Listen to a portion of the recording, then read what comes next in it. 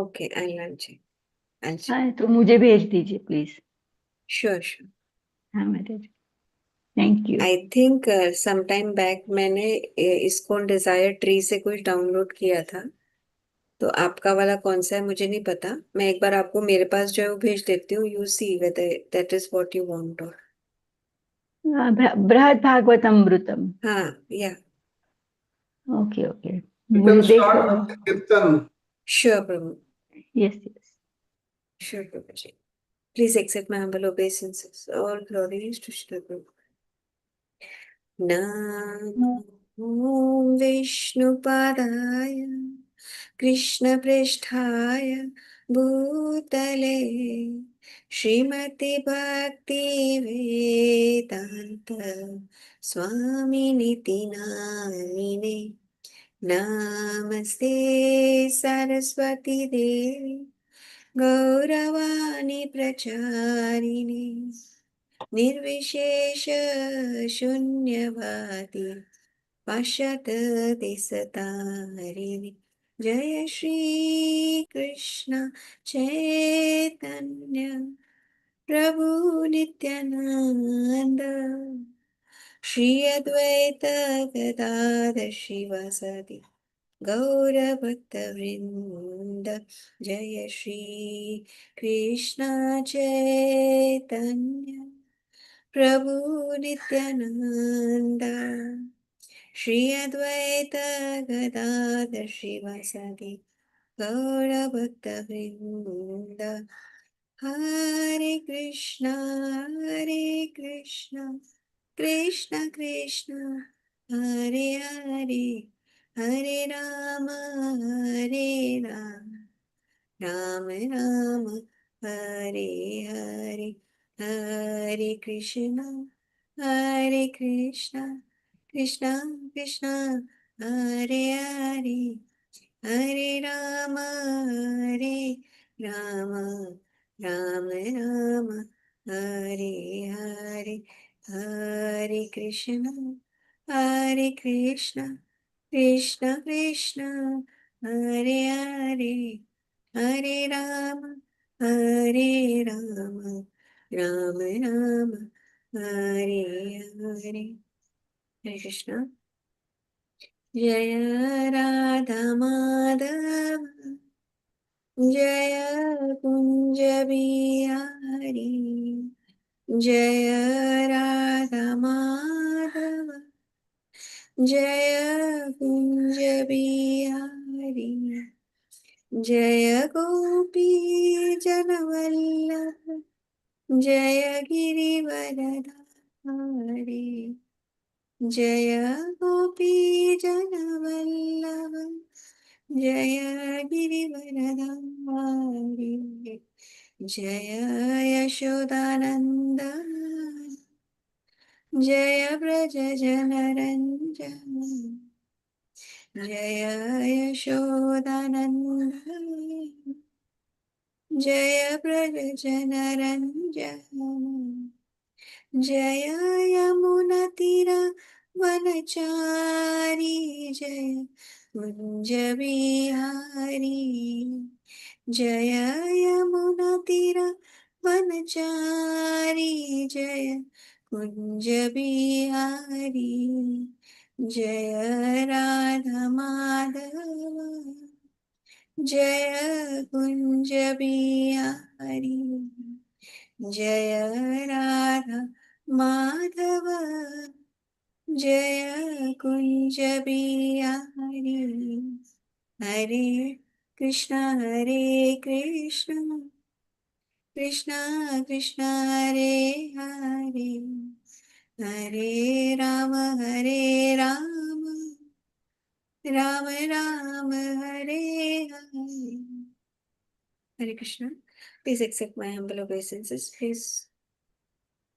All glories to Srila Prabhupada. So yesterday Mataji started the 1000 names of Srimati Radharani. So we are continuing with the series. Yesterday we completed 20 shlokas. So today again we will be doing 20 shlokas. This is originally spoken by Lord Shiva and it is recorded in the Narada Pancharatna. And here this is translated by our Sripad Bhakti Vinod Thakur. So I'll start from verse 21.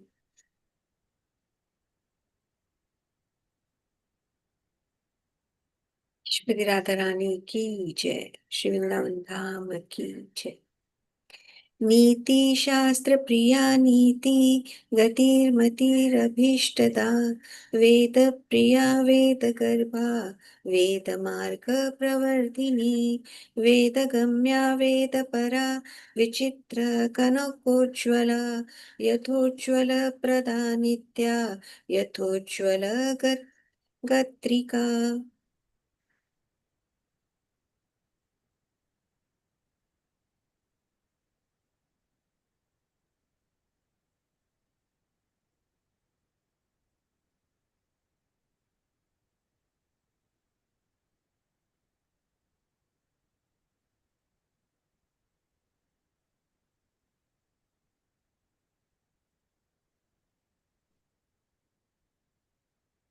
नंद प्रियानंद सुधा राध्यानंद प्रदा शुभा, शुभांगी विमलांगी च विलसिन्य अपराजिता, जननी जन्म शून्य च जन्म मृत्यु जरापह, गतिरगतिं कामधात्री धात्रानंद प्रदायिनी। जगन्नाथ प्रिय शैल वासिनी हेम सुंदरी, किशोरी कमला पद्मा पद्महस्ता प्रयोददा, पयस्विनी पयोदात्री पवित्रा सर्वमंगला, महाजीव प्रदा कृष्ण कांता कमल सुंदरी। विचित्रवासिनी चित्र वासिनी चित्ररूपिणी, निर्गुणासु कुलीना च निष्कुलीना निराकुला, गोकुलान्तरगेहा च योगानन्दकरी तथा, वेणुवाद्य वेणुरतिः वेणुवाद्यपरायणा, गोपालस्य प्रिया सौम्या रूपसौम्या कुलो कुलोद्वहा, मोहमोहा विमोहा च गतिनिष्ठा गतिप्रदा, गीर्वाणवन्द्या गीर्वाणा गीर्वाणगणसेविता, ललिता च विशोका च विशाखा चित्रमालिनी, जितेन्द्रियशुद्धसत्त्वा कुलीना कुलदीपिका, दीपप्रिया दीपदात्री विमला विमलोदका, कान्तार वासिनी कृष्णा कृष्णचन्द्र प्रियामती, अनुत्तरा दुःखहन्त्री दुःखकर्त्री कुलोद्वहा,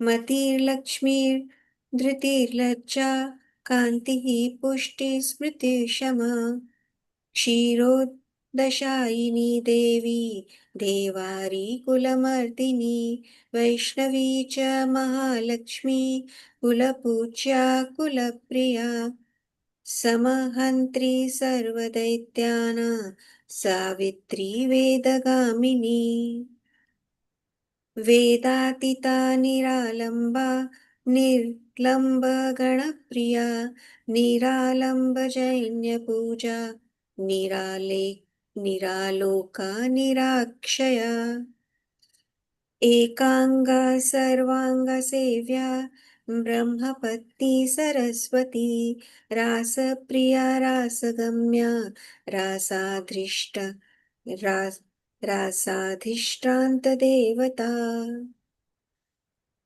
रसिका रसिकानन्दा स्वयं रासेश्वरी परा, रासमण्डल मध्यस्था रासमण्डल शोभिता, रासमण्डल सेव्या च रासक्रीडा मनोहरा, पुण्डरीक्ष निलया पुण्डरीक्ष गेहिनी पुण्डरीक्ष सेव्य च पुण्डरीक्ष वल्लभा सर्वजीवेश्वरी सर्व जीववन्द्या परात्परा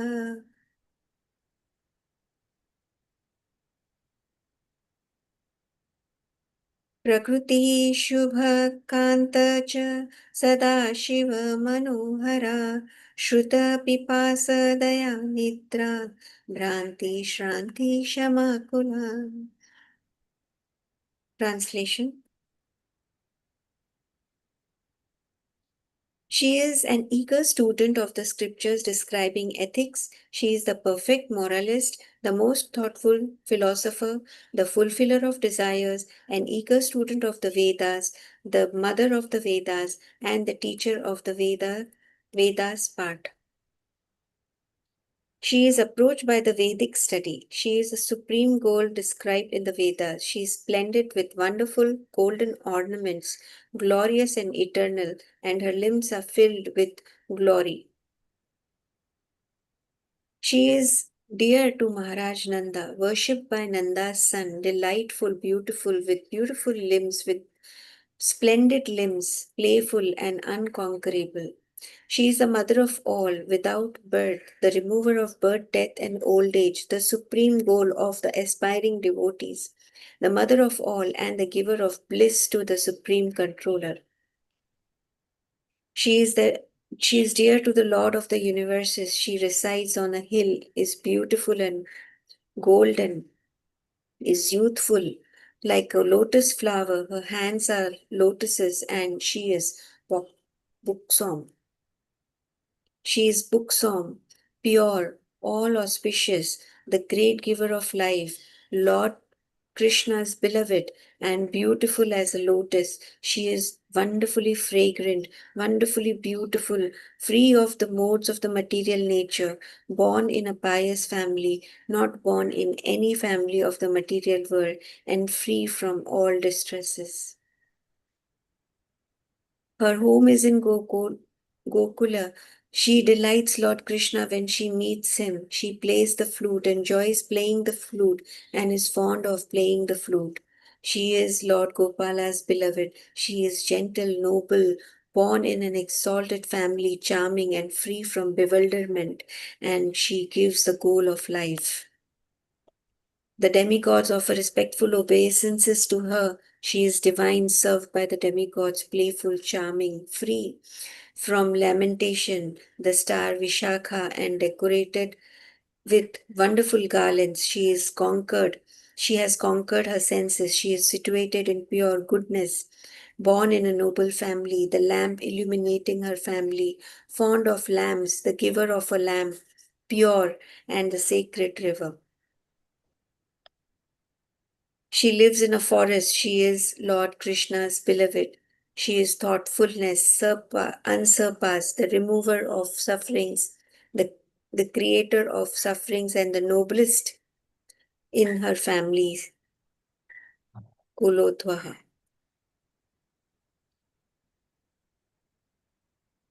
She is served in the Ras dance circle, and she enjoys the pastimes of the Ras dance. She is beautiful. Her dark eyes are lotus flowers, and she is the wife of the lotus-eyed Krishna. She is served by lotus-eyed Krishna, dear to lotus-eyed Krishna, the queen of all living entities, worshipped by all living entities, and greater than the greatest. She is the goddess of the material nature and the beautiful wife of Lord Shiva. She is hunger, thirst, mercy, sleep, bewilderment, exhaustion, and patience. Srimati Radharani ki jai. Hare Krishna, Krishna Krishna, Hare Hare. Hare Ram, Ram Ram, Hare Hare. I'll also quickly recite the pranam mantra of Shri Baldev Vidyabhushan ji. Shri Baldev Vidyabhushan ki jai. Shri Govinda Bhashi ki jai. गोविन्ददेवदयितं परमार्थपूर्णं विद्वत्वहो जयपुरे जय भूषितं वै न्यायश्रुतिस्मृतिविवाद समूर्ध्वहीनं गो वेदान्तरिक्तं Bhakta Baladeva Yatim Namami. I offer my humble obeisances unto the great sage Srila Baldev Vidyabhushana, being very dear to Lord Govindji and surcharged with transcendental knowledge. He became decorated with victory in the assembly of learned scholars in Jaipur. What a wonder! Nobody was equal or superior to him in debates on the Shruti, Smriti, or Nyaya, for he surpassed the treasure of fully knowing the conclusion of all Vedic scriptures. Hare Krishna, Hare Krishna, Krishna Krishna, Hare Hare. Hare Rama, Hare Rama, Rama Rama. Thank you, Prabhuji. Over to you. Hare Thank you Krishna. so much, Mataji. So wonderful. Shri Radharani ki jai, Shri Baldev Vidyabhushan ki jai. Let me chant the invocation prayers and then we continue.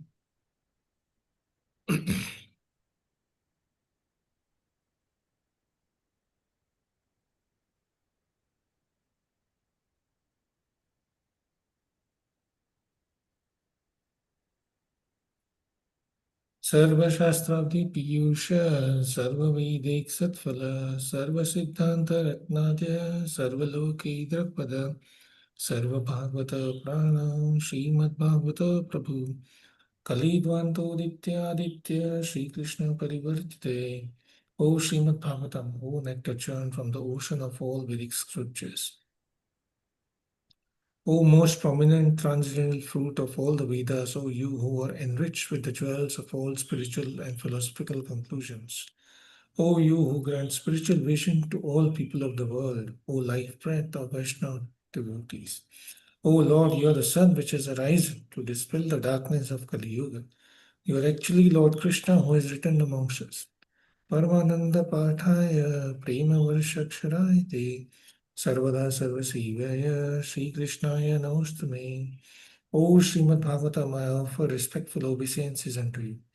By reading you one attains transcendental bliss, for your syllables rain pure love of God upon the reader. You are always to be served by everyone, for you are an incarnation of Lord Krishna. Madeka Bandhu Matsanga Sangin Madguru Mad Mahadana Mad Nishtarka Mad Bhagya Madananda Namastume Namastute. O Srimad Bhagavatam, O my only friend, O my companion, O my teacher, O my great wealth, O my deliverer, O my good fortune, O my bliss, I offer respectful obeisance unto you. Asadu sadhuta dain, ati nikochuta kara, hana muncha kadachinma, premna hitakantayosvara. O Srimad Bhagavatam, O giver of saintliness to unsaintly, O uplifter of the very fallen, please do not ever leave me.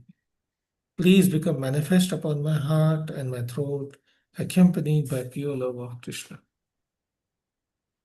Om Vishnupadaya Krishna Vishtaya Bhutale Srimate Bhaktivedanta Swami Tinamani Namaste Saraswati Devi Gauravani Pracharini Nirvishesh Shunyavadi Paschata Deshatani Jai Shri Krishna Chaitanya Prabhu Nityananda Shri Advaita Gadadhar Shri Vishadi Gaur Bhaktavinda Hare Krishna Krishna Krishna Hare Hare Hare Ram Ram Ram Hare Hare ॐ अज्ञानातिमिरन्दस्य ज्ञानञ्जनशलाकया चक्षुरुमृतं येन तस्मै श्रीगुरुवे नमः श्रीचैतन्यमनोभीष्टं स्थापितं येन भूतले स्वयं रूप कदा मह्यं ददाति स्वपदान्तिकं वन्देऽहं श्रीगुरुं श्रीयुतपदकमलं कमलं श्रीगुरुं वैष्णवांश श्रीरूपं सागरजतां सहगणा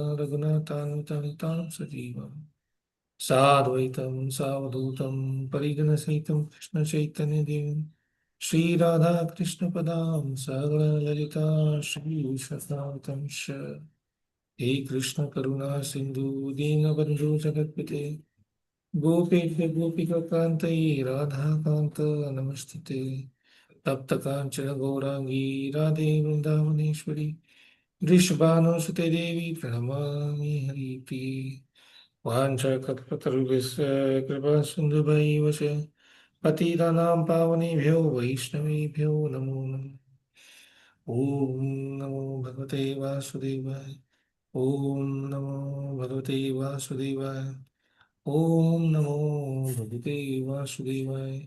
Narayanam Namaskrityam Naram Chaiva Narottamam Devim Saraswatim Vyasam Tato Jaya Mudiri Nashtaprayashu Bhadreshu Nityam Bhagavata Sevaya Bhagavati Uttam Shloke Bhaktir Bhavati Neshtaki Hare Krishna Krishna Krishna Hare Hare Hare Ram Ram Ram Hare Hare.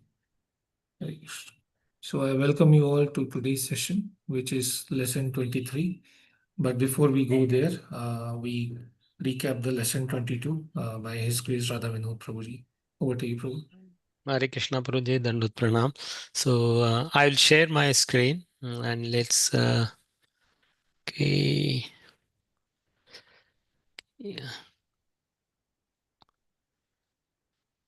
Files more.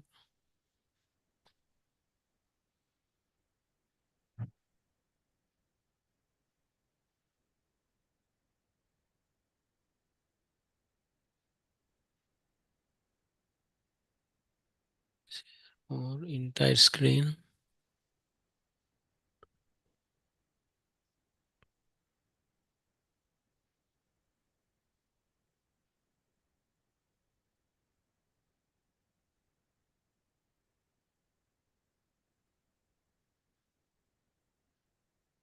Are you able to see or I shared something wrong? Yes, yes. Okay. Yes, Prabhuji. Okay, Hare Krishna Prabhuji, Dandut Pranam to everyone. Today is my turn to do recap of yesterday's basically lesson number 22 and part of lesson 23. Totally we'll be covering 3 sutras. It's a little complicated as we see that Charu Purja also do wrist kind of a streaming also on that, and we had a long discussion yesterday. So I will start with that, and we'll try to cover most of the thing because it's a really it's not so simple. I would like to go cover most of the questions. There are hardly 15, 16 questions, and I have 20-25 minutes. And I'll finish it on that. So I'm just sharing the screen. With that, we'll start with this one. So we are talking about lesson 22, 23 together, and Adhikarna, basically 4 and 5. That is Adhikarna Purusha seen in the Satyaloka is the Supreme Personality Godhead, and Adhikarna 5, the Dahara, is the personality of Supreme Personality of Godhead. So that is where it starts. So we'll complete Adhikarana 4 and part of the 5 Adhikarana, and remaining we'll do. To me, looks like they are part of the same as we were talking yesterday. One is the Supreme Personality Godhead. We see that is we have basically Shabda Brahman, and it is Akash Brahman. Brahm, both are converging, both are two different doors, it says, and reaching to the same, but different concepts are there. We'll go through that. So, without wasting time, let's go ahead with this one. So, just to start and make everybody on the same page, the first question is, what is the Adhikarana for?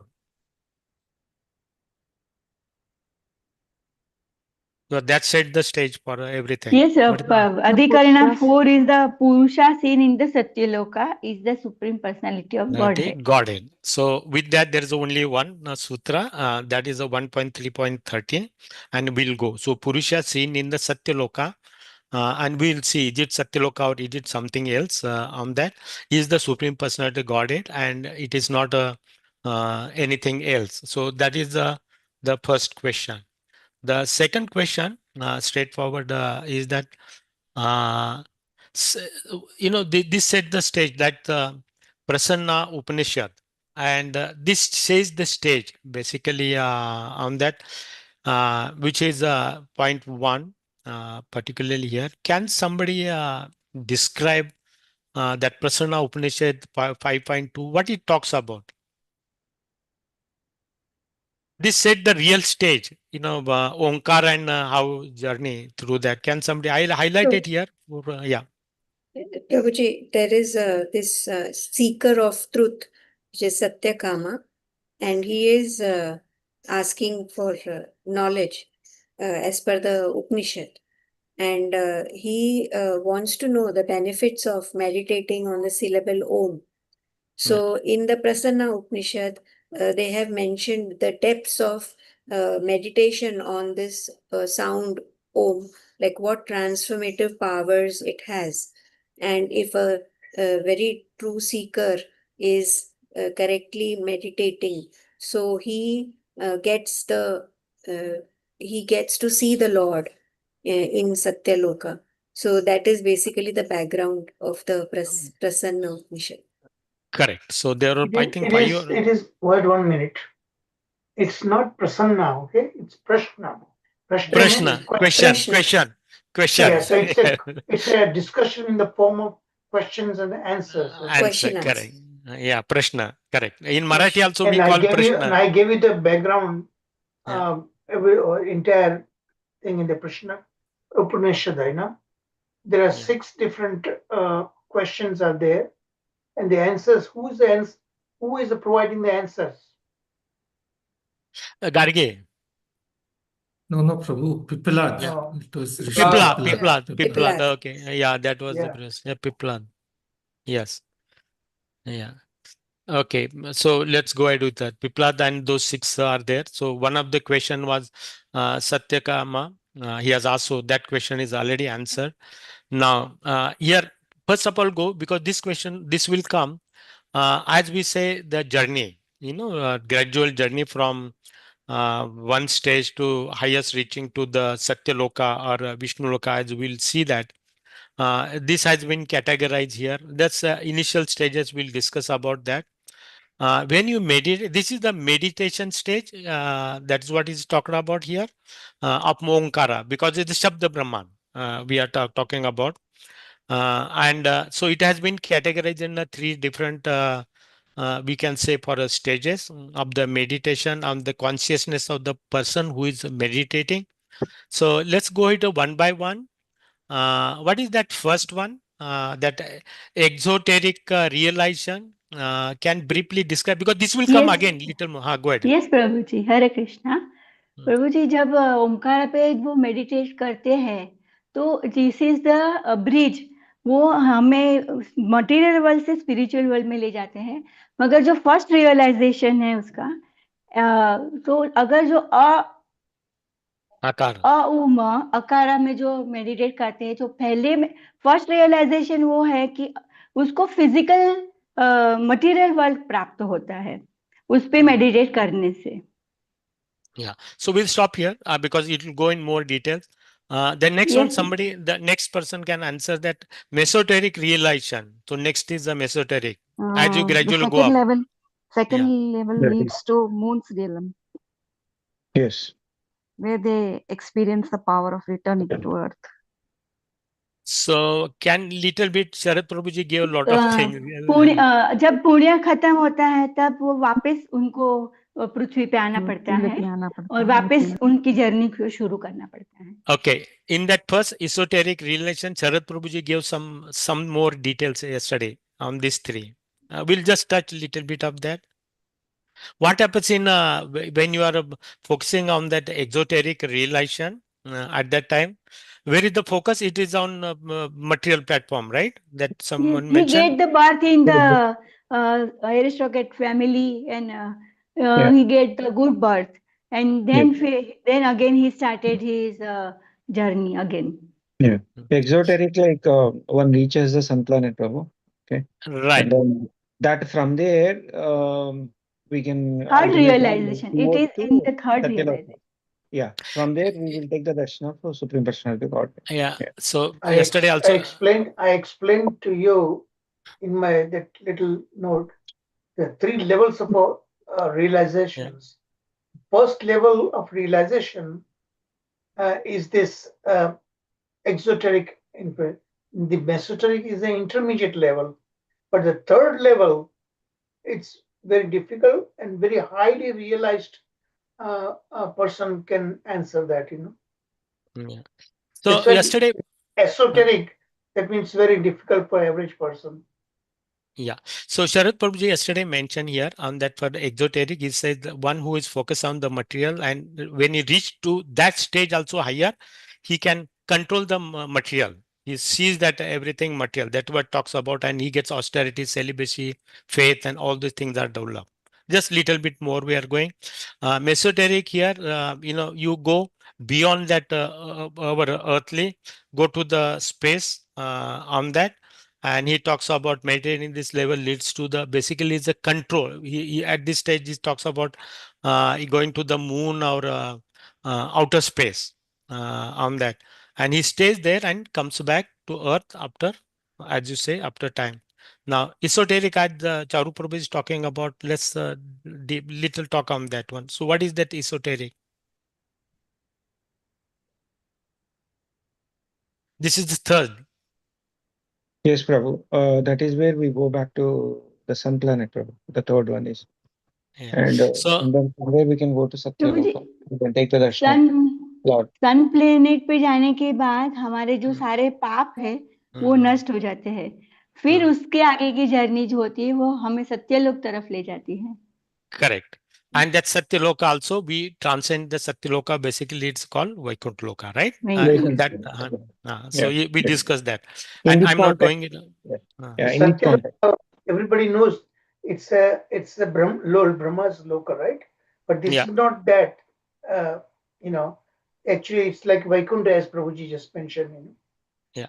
Because this impersonalists, their concept goes to Sagun Brahman. They go maximum to that Satyaloka. Beyond that, their mind doesn't go. So they are talking about, but the description given cannot be a Satyaloka. It is a Goloka or Vaikuntha Loka. That's what we saw. I'll go ahead with the next one. Now, again, we are on the same point. The Purusha seen in the Satyaloka is a Supreme Personality Godhead. So, what is the Samshaya here? So, as Prabhuji said, that this Satyaloka is not Lord Brahma's abode. So, the doubt is whether the personality that is that is seen after meditation, is that personality the demigod Brahma, or is that personality Supreme Personality of Godhead? That is the Godhead. sanction. Yeah, okay, we'll stop here. Let's go to the next Puru Paksha. So, what is the opposition to that? So, what is the wrong with that? Either Brahma or their Supreme Personality. So, what Puru Paksha argues here? They think that like one simplest thing is maybe they may attain the world of Brahma or Swargaloka or something like that. Yeah. So, okay, They so let understand that ब्रह्मलोका है तो ब्रह्मा का ही होगा ऐसा। Yeah. और Yeah. अगर जो स्वर्ग Brahmaloka लोक है means तो like वो देवताओं का होता है। तो वैसे ही उन्होंने समझ लिया कि ब्रह्मलोक यहाँ पे बताया गया है तो वो ब्रह्मा का लोक ही है। yeah, mention yeah, there are a It's few not things are Brahma, it's Brahma. Lord Brahma, Brahma. Brahma, yeah, Brahma. When you Yeah, say so here, Brahma, that means Supreme Personality Godhead. correct. So here, a few things are discussed here. It's a one length, two length, three length. So details we discuss. I'm not going into that. So Parupaksha basically talk alone. He is only he is the one as per Onkara, because Sagun Brahma it goes up to that, and they don't see beyond that Brahma. All right, that's what is talked about. So Siddhanta. So what is the ultimate conclusion as Vyasdev or Govinda Bhash talks about here? Just high level here.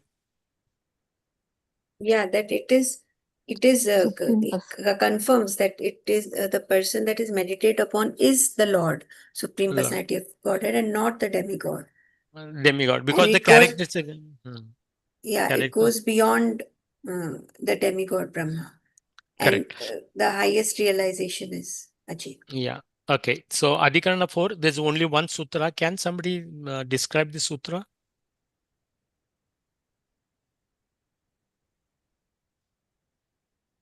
Other than Daksha Mata Ji, Samta Mata Ji, somebody?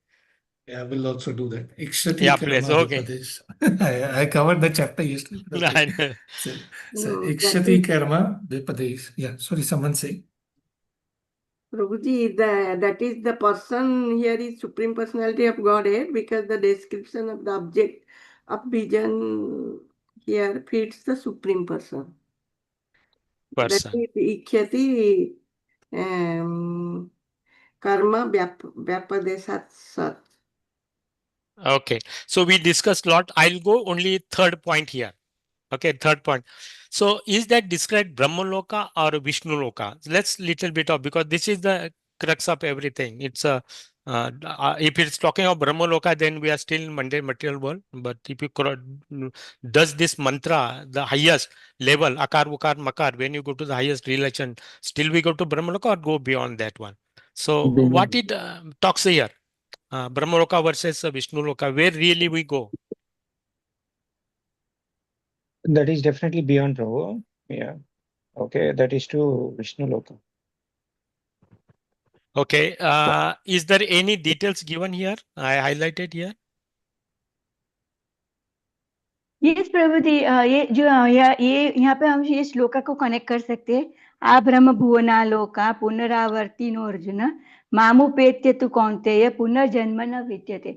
मगर जब ब्रह्मलोका up to ब्रह्मलोक तक सबके लिए वहां पे death है, birth है, death है।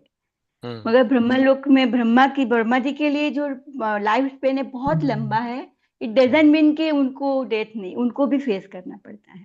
तो उसका सिर्फ वो कैरेक्टर, विष्णु, यस प्रभु, आप जो बोल रहे हैं उसका कैरेक्टर जो ब्रह्मा का जो यहाँ डिस्क्राइब किया supreme personal God, it doesn't fit into that, right? He is eternal, he is sinless, all those yes things Prabhu ji, does not fit into that. So let's go to here, one thing we'll discuss here, and then because we need to move a little fast here. It talks about definition and significance of Brahma, Omkar in everyday life. Something is given very nicely. Can somebody describe in a few seconds? The chanting Omkar in the morning.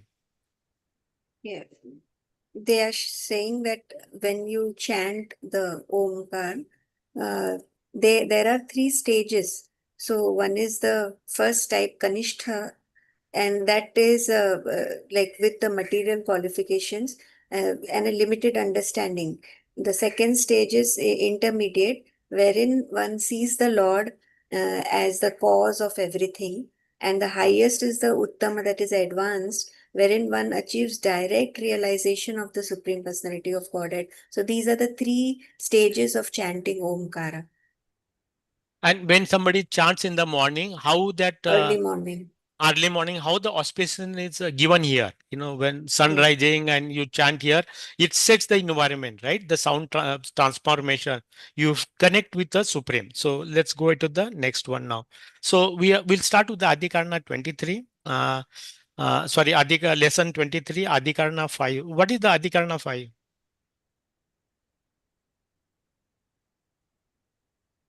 What is the name of Adhikarana 5?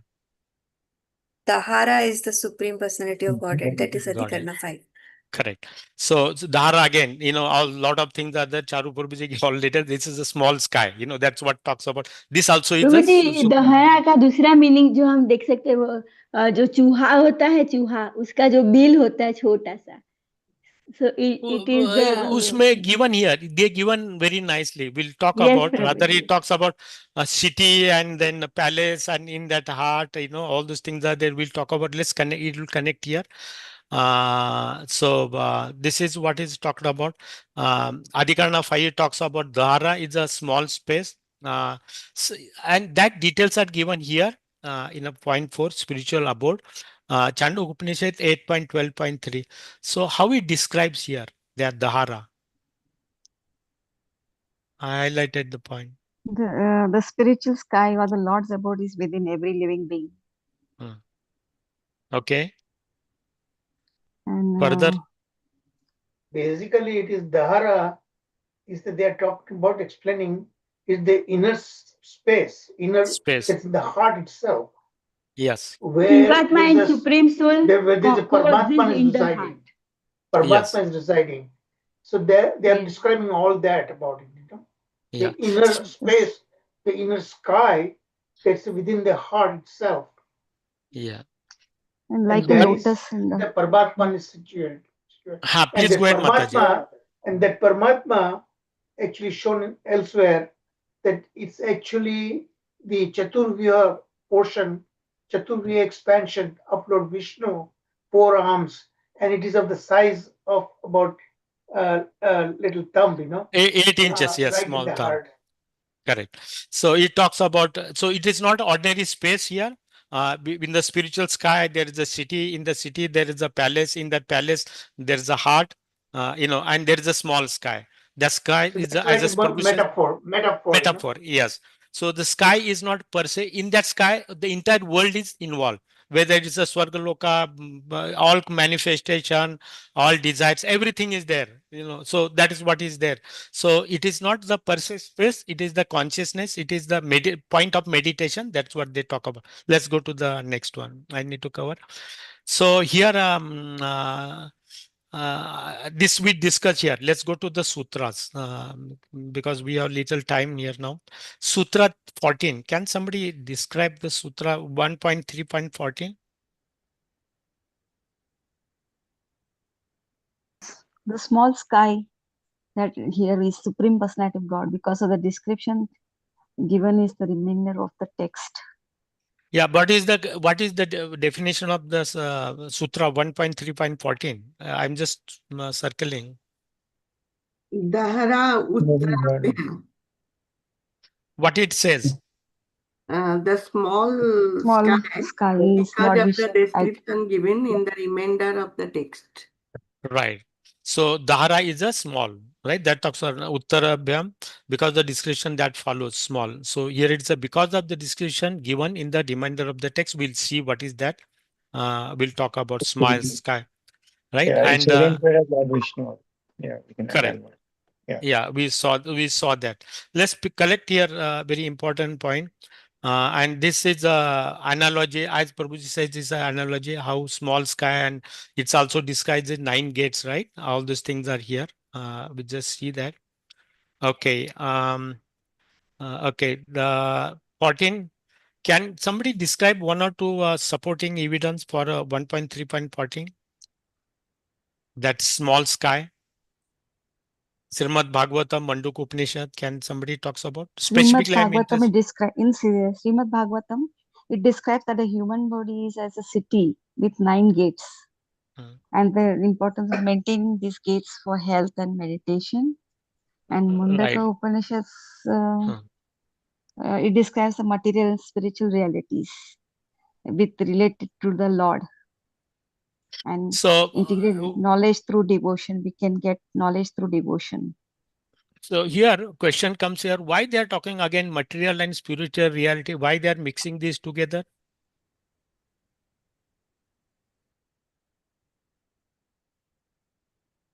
Mandukunmishad, Because it talks about. we have given this body and we have to use for this purpose, spiritual purpose. It shows that a devotee of the Lord only gets this both material and spiritual realities. There is one word, Prabhuji, again and again, just anybody remembers? Transcendence and Transcend and immanent. Correct. Immanent. Okay. Yes. So I before we go to the next one, the key points highlighted here. Can somebody elaborate on that? Again, the same thing. No, go ahead. The Mataji. small sky is, sorry, Continue, Mataji. Hare Krishna. the small sky is as Lord Vishnu, and the body as a city emphasizes the importance of spiritual and physical health for proper meditation. And the sky within the heart is we can access through sound vibration. So yeah, so like it says access So through that the we sound. can vibration that realize we realize the Supreme Personality of God, and So achieve this is purification through that. yeah. So this is the transformation, right? When you meditate on that, that's the small sky. What the result expected that through sky within the heart access through the sound vibration. Okay, so the medium, right, is central to realize the supreme and achieving purification. It leads to the transformation. That means it leads to the love of the Lord. So 15. I'll take a 2-3 minute, Prabhuji, more, and we'll stop here. So what is the Sutra 1.3.15 describes? Can somebody recite the Sutra? It is Gati Sabdabhyam Tathahi Dhrashtam Lingam Cha. Hmm. It means because of the description of going, because of certain word, and because it is both directly seen and also hinted at. So the previous one he talked about, right? So subsequent sutras will describe from that. So we are talking about here because the description of going, that means where going up, right? We are talking consciousness is changing from material to there. Certain word, it's a onkara or akar, ukar, makar, but because of the direction seen and hinted at, this is what it talks about. Here one particularly direct observation. Fourth point. What is discussed here? The direct observation and hints. Direct observation means the experience during deep sleep. Hmm. When the soul rests, it connects with the Supreme. And the deep sleep confirms contact with Vishnu. Special push. But we Akar, are ukar, makar. unaware. But we are unaware of it. Yes, Yeah, I'm aware of it. yeah. So that it's do we know what stage we are talking? Akar, ukar, makar. That is a makar stage. What it calls here? Deep sleep, right? Charuprabhuji explained so many things detail here. Surya So in a, stage. Uh, no, before Turiya. Turiya is the final stage. Yes, dream deep Deep state. sleep. sleep, Hmm. susupta avastha. Susupti. Susupta Avastha. Yeah, this is the stage. We have been disconnected from external. We are disconnected from the mind also. We are disconnected everything. The soul is in that place, the real consciousness. I relate to the experience during deep sleep when the soul rests in a Brahman. Okay, we discuss sometime because this is what the stage also takes us at a death also. They talk a little bit more. Here, I think one more. I think this is the last here. Uh, okay, here I'll ask a question. Prabhuji gave a good example. Can the Chandok Upanishad 8.3.2? It talks about compare people walking over buried treasures. At Mataji just mentioned that everything is here, but we are oblivious. We are ignorant. So example used here is compare people walking over buried treasure to living entities. So Prabhuji gave example. Does somebody remember Lord Shiva's example? And that should be the end of today's. Yes, Prabhuji, that हाँ, lazy person, ये describe जा quickly. रहा था. हम्म, हाँ, तो वो जा रहा था कि रास्ते पे जा रहा था, तो उसने बोला मुझे आगे ही जाना है, तो मैं आंखें बंद करके क्यों ना चलूं. तो पार्वती माता कहता है उसको कुछ हेल्प करो, कुछ हेल्प करो. तो शिव जी कहते हैं कि अब मैं उसको हेल्प करूंगा, फिर भी वो नहीं ले पाएगा, क्योंकि वो उसको क्वालिफाइड ही नहीं है, वो बहुत ही लेजी है. आगे जाके पूरा सोना का चरु भरा हुआ एक पोट मिलता है, तो वो उसका पैर में आता है, तो उसको उठा के फेंक देता है. देखा तो माता ने बोला, शिव जी ने बोला, देखा मैंने उसको कितनी बार हेल्प करने की कोशिश की. So it is our endeavour. It means that we should try very best. जैसे चारू प्रभु जी कहते हैं, हमें हाथ उठाना पड़ेगा. जब तक yeah, हम I हाथ think नहीं उठा पाएंगे, तभी हमको हेल्प मिल पाएगी. okay. With that, I'll stop, Prabhuji. Hare Krishna. Thank thank you you. Prabhu Thank you, ji. everybody, dandavat for pranam support. Prabhu Thank ji. you, Yeah, Prabhuji. done Good with job, Prabhu. Thank you, Prabhuji. Good Prabhuji. job. Dandat pranam, Prabhuji. Wonderful. दंडवत प्रणाम प्रभु जी. Nice. So nice. Thank you so much. So we come to today's session. Let me share the screen. And we will complete lesson 23 today. My apology for missing your class yesterday. Oh, Prabhuji, so happy to see you today. Fine, back, healthy. That's nice. Yes, we missed you. Yeah, but Thank we you. understand you were in a difficult situation. So, is my voice okay, everyone? Yeah, Yes, yes. Prabhu ji. Okay, Haribol. Yes, So we Charu Prabhu ji, continue. we really miss you. Mm, Thank you. Yeah. Okay. So I we try my best to attend every classes. Sometimes because of my health condition, sometimes I miss it. Yeah, go ahead, Prabhuji. Yes, Prabhu, please take care and we pray for your good health. Okay, so we start today. the verses. Now we'll complete verses 16 to 23. Okay. And that will complete this lesson 23, which is about the section we mentioned. Dahara is the Supreme Personality of God. Dahara, right? So, starting with today's verse 16. Dhartrescha Mahimuno Asyasmin Upalabdhi. Right? So, what does it say? Maintainer of the universe is the Lord. It refers to the Lord also because description of his glory in maintaining the universe, right? So this verse is saying that the Dahara is the Lord because he maintained the whole world, right?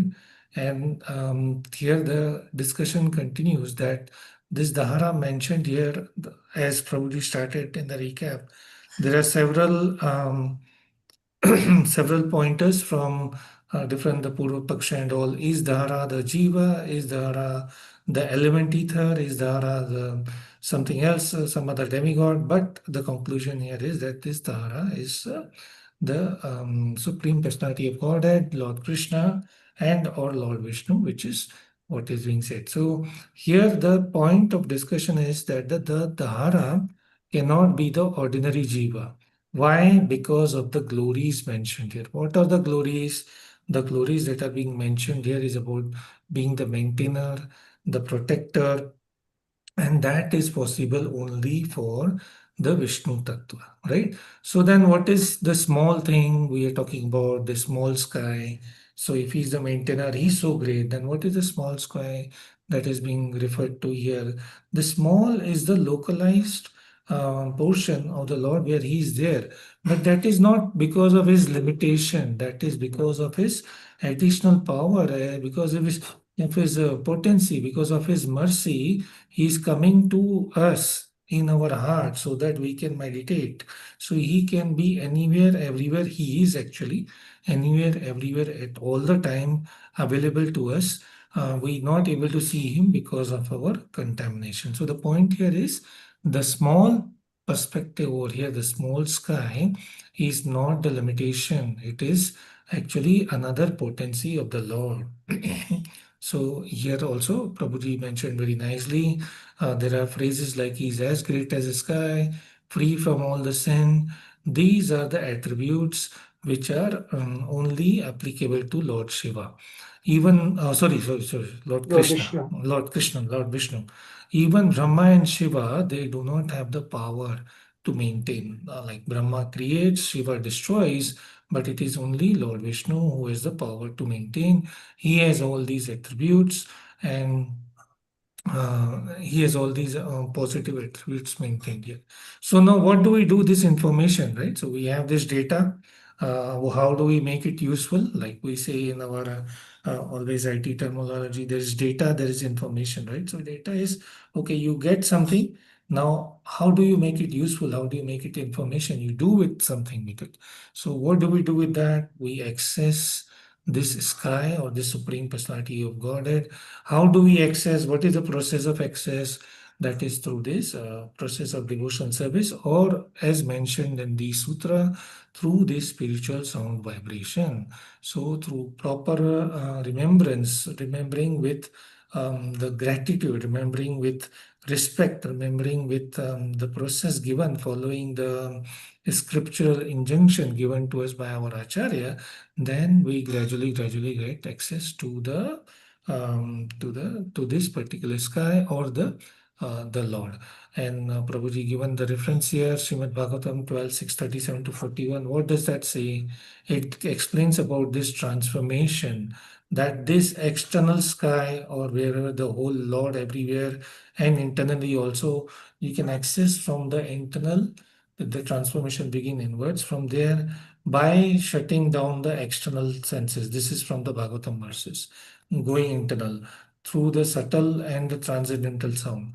Now, what will happen with that when you do that? The heart, which is now contaminated, the consciousness which is contaminated, that becomes purified, and then we can hear the word more purely. We can chant more purely, and then as we chant more purely, the Lord responds much more paraspara. That is the positive cycle that begins, and then finally we reach that stage of the purification, and we have this. There will be the Shraddha to Prema stage, the final stage of Prema, where we are fully reinstated in our original position in the loving service of the Lord. So that is the point that is being mentioned here. Again, like how can we say that this refers to Jiva and not, sorry, the Dahara does not refer to Jiva and refers to Supreme Personality of Godhead. Let's take one more case study. Let's say, like, we pick up the case of Gajendra from Srimad Bhagavatam. When Gajendra is in trouble, who does he call? Does he say, no, I will solve the problem myself? Like that, there are so many examples, right? No, he calls the Lord. How does he call? He calls through the sound vibration. And what does the Lord do? Does he sit there? No, immediately he's there. He's not like that is the power of the Lord. That again reinstated the fact that he is everywhere. He did not have to go to make my trip or do some booking coming from that Vaikunt Loka to here. He's there immediately. He's running. That is also so nicely described. Like he's running barefoot. Oh, my devotee is in trouble. Let me go quickly and save him. He's there. He saves. So he's always available, accessible.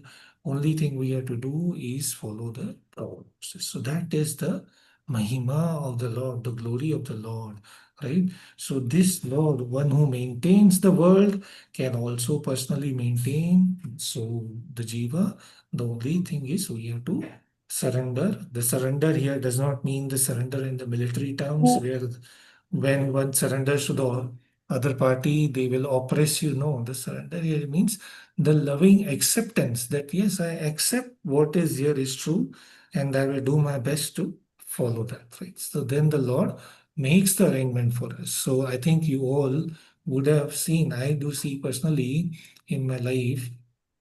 I mean, interestingly, yesterday, like since my wife is into deep astrology and all, she's looking at the charts, and when she's studying that, she says, you know, you have so many problems. You were supposed to face this problem. And then she consulted one astrologer also. Like, as per my chart, I'm not supposed to have two sons, right? And all. But I don't know how all this happened, right? How this is all happening. You were supposed to have so and so problem. I know the answer. The only thing is, it is the mercy of the devotees, the Lord. Somehow He intervenes and He makes arrangement. Like sometimes I get surprised how He made so many arrangement that I can progress in bhakti and get this opportunity to speak here also. Not qualified really, but it is only the mercy. So that is how in your own life also. The point here is in your own life also, you will definitely witness how things which are not supposed to happen automatically so that you can progress in the bhakti. So that is the Lord. So he helps us. That is his mahima. And that is what we do. So continuing with this, the Ved Vyasji, he gives us more what do you call scriptural injunctions, like in Brihadaranyaka Upanishad he says he is the supreme person. May I ask one thing? Yes, sir. Yes. I really like that you put that addition. How do you do it so that when you give a class, your notes coming to you? That's how do you edit that? very easy, Prabhu. So if you go here and you say add a comment, it will make a bubble, and then you can type here this. Right? Oh, I see. Yeah, that's Thank you, all. Prabhu. So, yeah. So, and what I like about your presentations, how you are able to, interconnect all different pastimes described in Srimad Bhagavatam when you talk about different subject matters. So that's really, everyone has to learn that thing, what he's doing that, Oh, Prabhu, this is actually your slides. They are the basis. We just No, but you described like when you described just now, you described about the Gajendra. what's the pastime you described? Gajendra. Gajendra, yeah. So like that, Yeah, yeah. I just read through again, take some notes. Yes, Prabhu. This is all your missing thing, right? Okay, so here, continuing with this, then, this Ved Vyasji, he gives us this reference that the verse here from Chaitanya Charandas is, he is the supreme person bridge sustaining and supporting both the worlds. He is the Can one who. you Yes. explain once again? How do you Yeah. add that? Oh, I yes. understood that thing, Dot, but how did you get that? Where you add that? Okay, 1 minute, Prabhu. Sorry about that. No problem. I will share again. Okay, when you come next, No. That's it's. I was in the full screen mode. So. Okay. So you go here, Prabhu, on the left hand side. There Where is a you go? comment one. Oh, okay. On I the know. Adobe, you can do this on Acrobat PDF, and Oh. you go to comment. You will get a bubble like this. Do you see that? No, my arrow change. Yeah, I see You that. take it there, and then here is the box. So here I can then paste, Okay, copy, fine. paste anything. This is the comment. Thank you. And then I post it, and then it is here. Yeah. Yes, so yeah, full screen mode. Huh. Okay, the previous slide we were in. So yeah, so here as Prabhuji says, the Lord is identified as the bridge, as the controller. So his role is in fully maintaining the cosmic order, not just maintaining, creating, everything is there. Some part, most of the part he do directly. Some phases like he also engages the demigod like Brahma. They are the secondary creator that we know, right? So that is there. Now, yeah, we went through this Bhagavatam verses 37 to 41, how the sound vibration, they help us. The whole passage over there, it highlights, in that Sukdev Goswami mentioned how the Omkar, you have to shut down the external senses process and how it will help you. Overall, it cleanses our heart, means Chaitanya Mahaprabhu says, right? Cheto Darpana Marjanam. So it cleanses our heart, and then we go from Shraddha to Prema. So overall, verse 16, the key points over here, how what we are saying, that this small sky is Lord Vishnu. Why? Because of his Mahima in maintaining the cosmos and doing all the things. And these attributes, again, they relate only to Supreme because the Jiva cannot have it. And how do we access that Supreme? Through the spiritual sound or the sound vibration and following. And then this whole this whole process can be applied. We went through how Omkar can help us manifest those latent potencies within us. Right now we forgotten, but this process will then reinstate this whole thing, reinstate our original constitutional position as the part and parcel of the Lord, right? Um, right. So then again, going back, for example, again, sound vibration makes us think. We again, like how we see Lord Brahma when he's there, he's just born and he does not realize, he doesn't know, right? And then he hears the sound vibration, right? Two sound vibration, tapa. And then just based on that sound, then he goes into that deep meditation. He chants the mantra, and then finally he again is given the message in that. So that is the very important, this part of sound vibration, especially in our parampara, right? In our parampara, there is a very strong prominence about sound vibration. Why? Because that is the mode of prachar over there. So like whenever we go for book distribution or prachar, there is very lot of care taken that all the sound and other instrument, they are intact, because if they are high quality, because if the sound is not high quality and all, then you lose the touch. So that is why, Prabhuji, you also mentioned a lot of time how we have to prepare and go through well. So we try our best here. So that is the point here. The sound is very important and we have to follow based on that. That will then motivate to follow. So that is verse 16. Now going to verse 17. What is verse 17 saying? Prasides cha. What does that mean? Because this is well-known usage of the word. Which word? And the word here we are talking about is the sky, the Dahara, right? So the sky in different, in different scriptures, Akash or sky is also linked or referencing to the Supreme Personality of Godhead. So what Ved Vyasji is saying is Prasideshcha means because in different references and different scriptures, sky already refers to Supreme Personality of Godhead. So in here also it refers to Supreme Personality of Godhead. What are those scriptures, as Prabhuji pointed out? Taittiriya Upanishad 271, what it says, who could live without him? The Akash, who is also filled with limitless bliss. This is the very Brahman. Means without him, nothing can happen.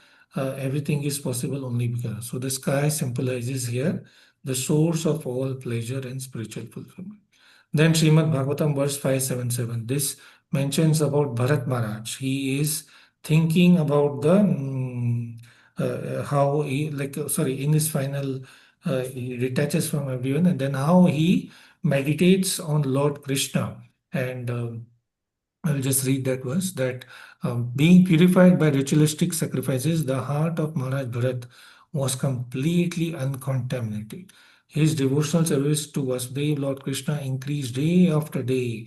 Lord Krishna, the son of Vasudeva, is the original personality of Godhead, manifest as Supersoul or Paramatma, as well as impersonal Brahman. When the yogi meditates upon the localized Paramatma situated in the heart, which is what is being referred here as the sky or Akash, the Gyanis worship in the heart. The Gyanis worship this impersonal Brahman as the supreme absolute, and devotees worship him as Vasudeva, the supreme person, whose transcendental body is described in the Shastras.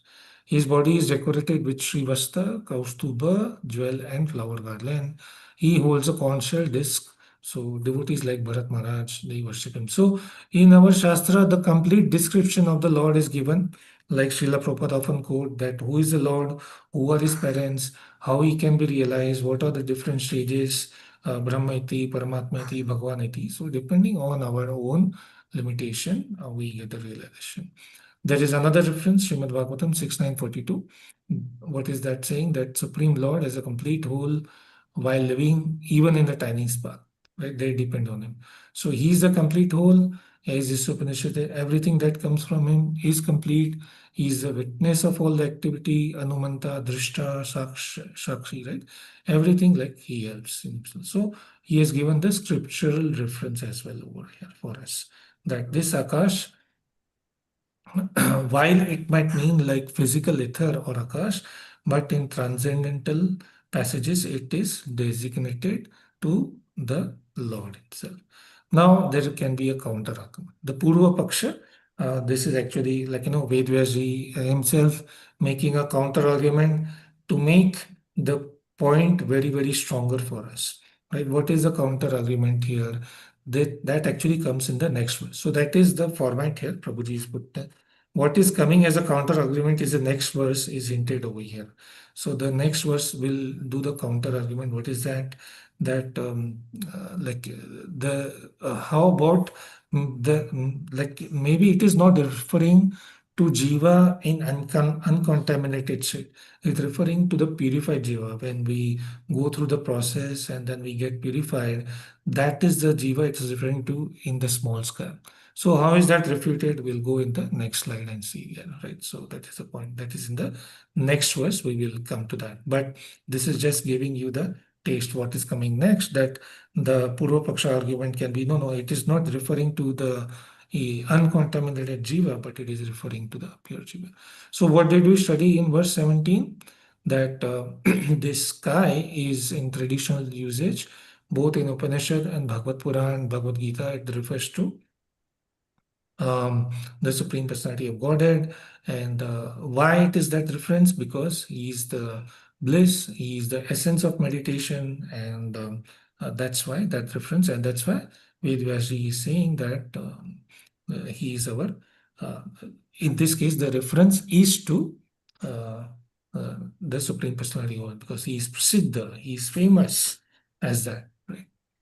So now that is complete the verse 17. So what we heard in verse 17, that the meaning of sky is determined by the qualities and the context, not by the dictionary word. As we have discussed previously, that these verses we cannot study independently or alone. We have to take in the context, in the group, and then you will analyze. Okay. Now we go to verse 18. What is verse 18 saying? Itara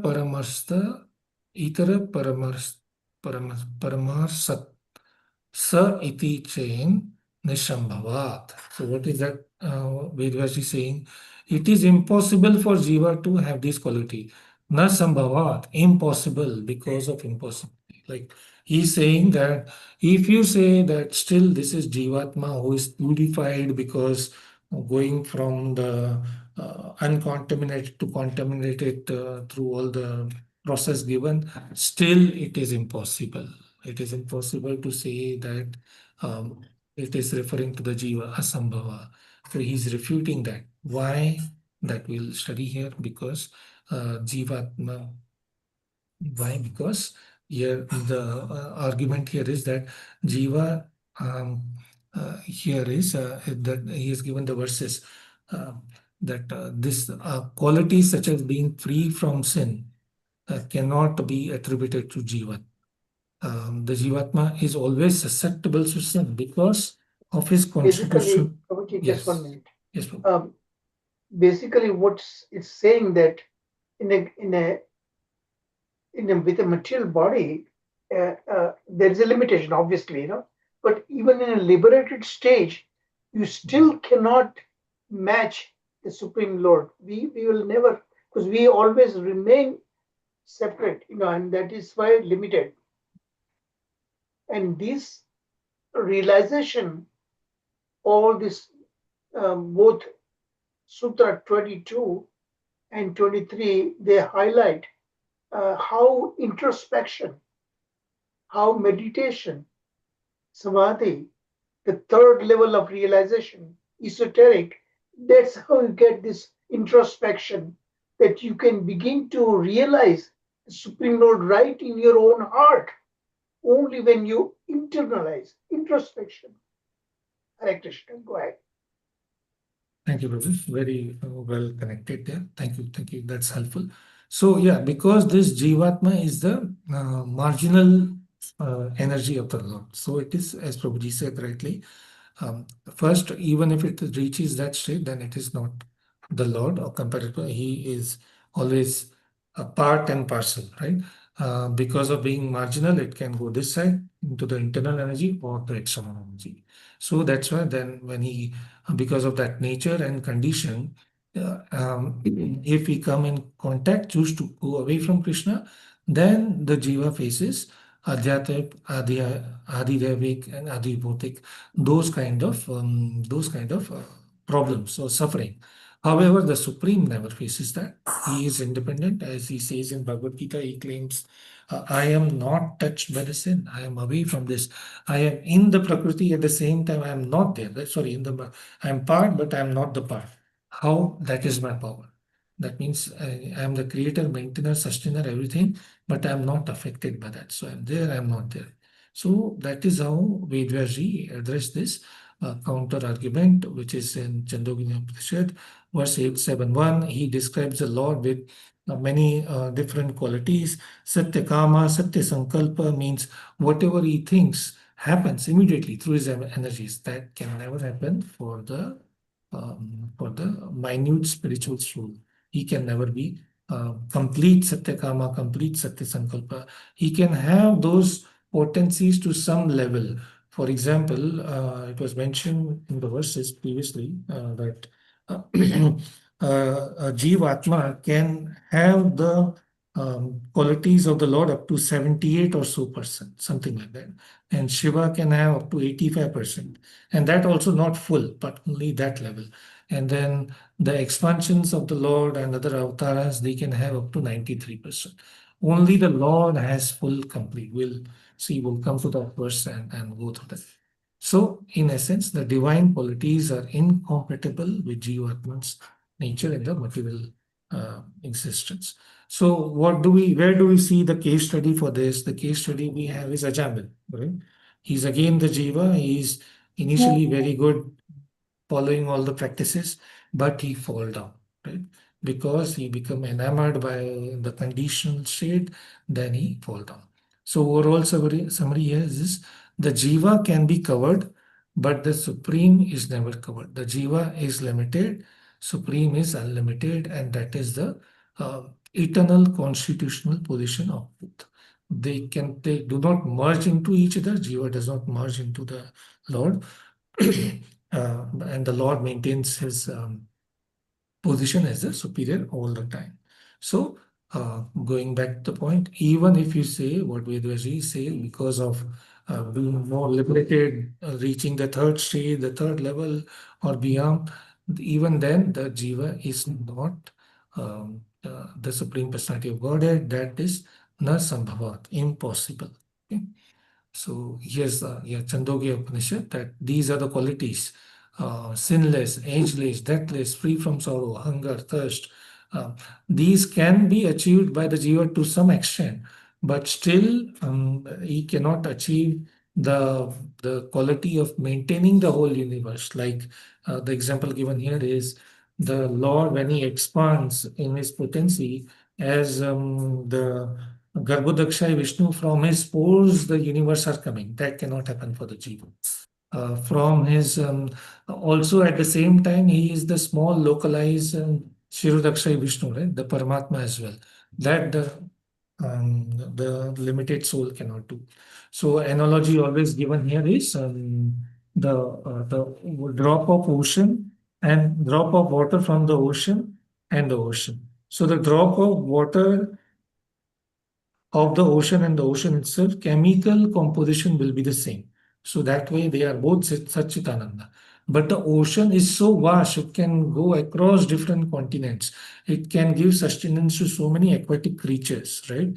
That cannot happen just to the drop of the ocean. So that is the analogy. Another good analogy given here was about the sun and the sunshine, right? So the sunshine we can feel, but if we say the sunshine is coming here, that means the whole sun globe or the sun lord coming, then we evaporate. So there is always that difference between the part and the complete, and that continues to say. So that is the reference here to this verse 18, specifying na sambhavat for the jiva. Then Bhagavad Gita 15:7, what does the Lord say? Mamaya vamsho jiva loke jiva bhuta sanatana manashashta indriyani prakriti sthanika. That means this jiva is the eternal fragment portion of mind, and he's struggling. But the Lord never struggled, he always maintained.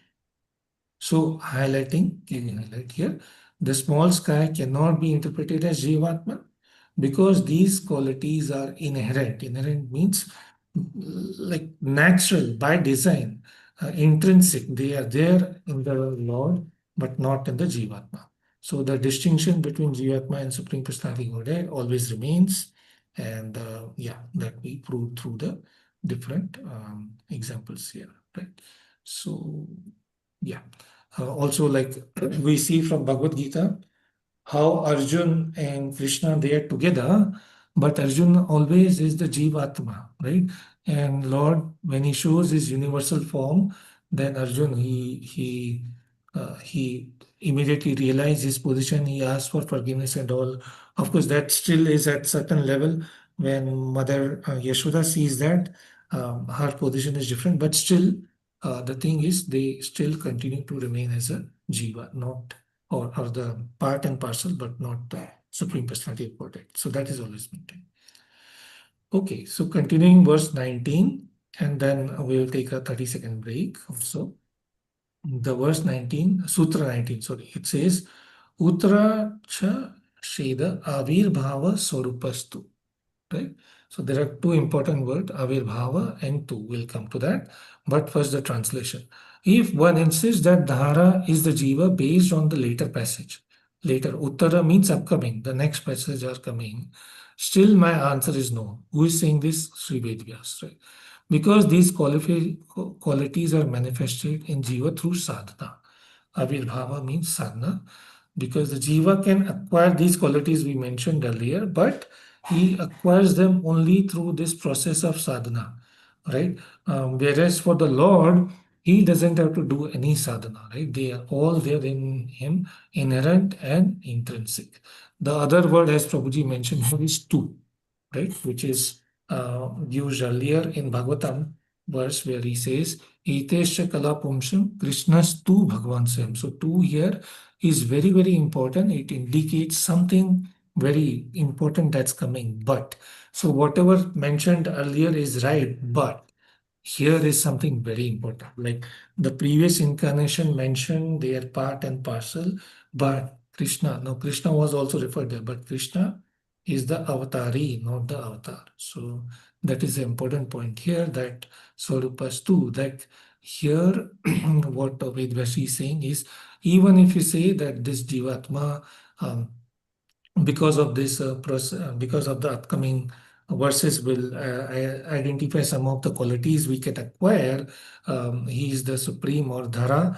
Still, I say no, because why? He is acquiring them through the process of sadhana and all, which the Lord doesn't have to do. So, the nature of the Jivatma is mentioned here. What are the highlights over here? The nature of the Jivatma is he acquires those only when engaged in spiritual acts. So for Jivatma, it is conditional to do that spiritual practice. Like the verse here, Chandogya Upanishad, he says that the supreme, these are the qualities, ageless, Satyakama, Satya Sankalpa, and all that we know. But for the Jiva, he has to attain that through this spiritual practice. That is what it is saying. So eternal versus conditional. So the Lord always has these 8 qualities which we mentioned. The 8 qualities of what we can read that for our own. Apahata Papma means he is sinless. Vijara, Vimtyo, Vishoka, Vijikatsa, Apipasha, Satyakama, Satyasankalpa. These are intrinsic qualities and not the qualities that can be acquired at certain point. Whereas for us, only through that process, just repeating that part, yeah, we acquire that, right? So that is the distinction in these passages, which differentiate the Jivatma versus the Supreme Personality of God. Even as we see that how Prahlad Maharaj, he is fearless. He has those wonderful qualities of fearlessness. He's fully devoted. He can see the Lord everywhere, but he's always thinking of himself as the servant of Lord Nrsimhadev. He never claims himself to be the Lord. He always thinks of himself as the servant. So that is the unique attributes for the Supreme. He bridges the worlds. We saw that from Brother. He is the maintainer, right? Now, so what is the key takeaway from so far we learned? That this bhakti process, it reveals the godly qualities in the soul. It reveals, it manifests those godly qualities, but it does not transform the soul to the core. Right? The soul remains the soul all the time. It is just either contaminated or the pure state. So this process transforms us from the contaminated to the pure stage, which is where then we are happy. The Lord is also more happy. He's also happy to have us there.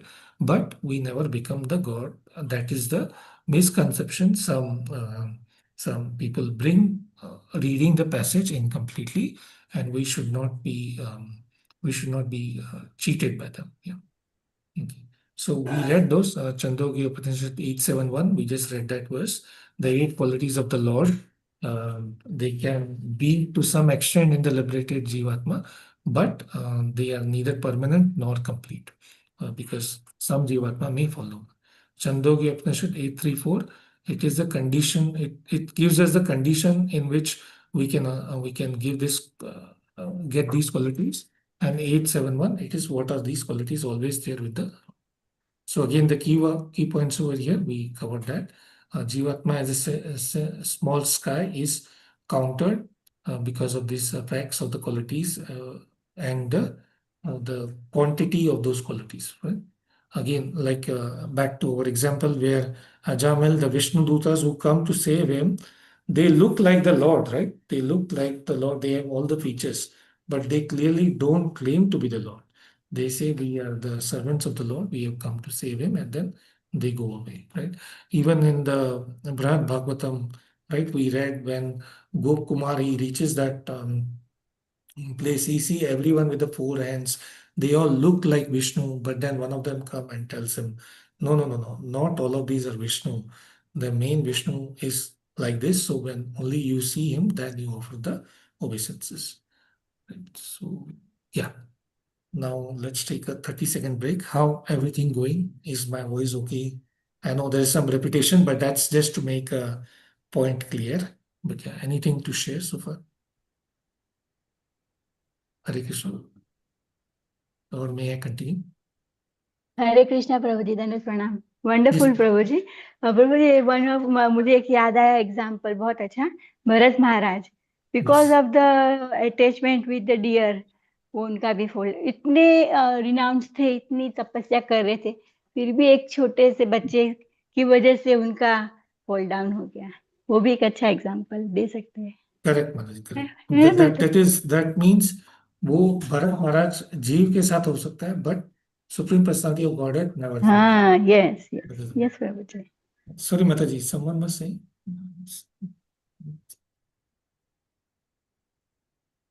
Okay, so I will continue then. Now we come to verse 20, right? So 4 more verses. I think I will have to speed up a bit. Right? Oh, I have 30 minutes more, right? Okay. Yeah, okay. Let's see. So Anyarthascha Paramarsha, right? Anyarthascha Paramarsha. This is verse 20. Now, one may ask, okay, so the Purva Paksha, they will come. You are saying this is not referring to Jiva. Then why there is a mention of Jiva? What is the point in mentioning? So see how, like, very, we cannot, at least I cannot have that thought process, right? But our Acharyas, Srila Vedvyas and all, they themselves introduce the questions. They think from different perspective and then they clarify. So the point is more clear to us. So they clarified so far why it cannot be Jiva, how it has to be only Supreme Personality of Godhead, based on the qualities, based on all that. So they mention all that. But now they bring another point. Okay, if it is not Jiva, why in the first place then you are mentioning about the Jiva? So here he's saying that the description of Jivatman here has a different object or a different purpose. It is not without any point or pointless the sutra is mentioning about Jiva. There is a purpose to that. What is the purpose of describing the Jivatman here? So that the Jivatman can use this as a tool to understand the relation between Jiva and Supreme. What is that tool? What can you use? That the Lord can be so small or can take whatever, um, uh, process, like, sorry, the Lord can be into that small form as Dahara and he can reside within the heart so that it's easy for us to meditate, right? It's easier for us to remember. He can come in the form of Archa Vigraha as well. And then when we decorate and perform very beautiful deity service, decorate it nicely, when we take the darshan, one, by doing that, we purify. Two, by then taking the darshan, we get the blessing. Three, then anyone else who come, they also get engaged and that pleases the Lord more. So we get so much mercy. So there is a purpose of describing the Jivatman over here. That is to elevate the Jivatman so that the Lord, he is clarified that the Lord is available in the form as Dahara as well, in the form of the small as the heart as well, in the whole universe as the sun, as the moon, whatever, wherever we can see and we want to see, we can see that, right? So liberation and manifestation of the quality. So it gives the liberation to the jiva from this conditioned state, bring us to the pure state and the manifestation of our spiritual qualities and going back to the original spiritual form can then be available. So what are these divine qualities? These qualities exhibited by Supreme Lord, they also can be attained by soul, but in minute quality, right? And that is only when we achieve the perfection. So the Lord, however, has other qualities that are not attainable by individual soul at any state. So that is why that distinction is always maintained, right? So that is the point here, right? Yeah. So what else is there? The supporting scriptural evidence is given here, which is verses 5, 18, 12 in Bhagavatam, where it is very clear that the Lord has all the good qualities. So the devotee of the Lord, he can develop all the good qualities of the demigods, right? but they can have it only up to 78%. That's what I was mentioning. I think I said 75, sorry about that. So the jivas or the individual living being, they can get those qualities, but only up to 78%, depending on the devotion to the Supreme. And they also may not be to the full extent that the Lord has. So we can develop those divine qualities through this process, and we can be in much better shape than we are. So that is the point over here that is being made. Yeah. Then how do we address that counter argument that what is the point of having this jiva? So that now, sorry, this is now the next argument that's coming in. So the opinion men argue that since the small sky is described as the small, it must be referring to the jiva, because yes, so that we'll cover in the next verse. So as I said, that is the structure here. The argument that's coming in the next verse is being referred over here also. So what we here completed so far for the verse 20, that the Jivatman is the description of Jivatman here is not to make it equal to the Lord. He can never be equal to the Lord. He has a relationship with the Lord. The purpose of specifying the Jivatma is in this verse is so that he can leverage this learning and elevate himself, right? So example again given here is how Dhruv Maharaj, when he was given the guidance of Narad Muni, he goes to the forest. First, he sees the Lord within himself. And then, so he can see the Lord within the heart. Those verses very nicely describe how he sees the Lord within the heart. Then the Lord appears, but he's so deep into meditation, he's not coming out. So the Lord inside the heart disappears. And then he opens the eyes and see, then he can see the same Lord outside. So the same Lord can be outside, inside, available to us everywhere, depending on the situation.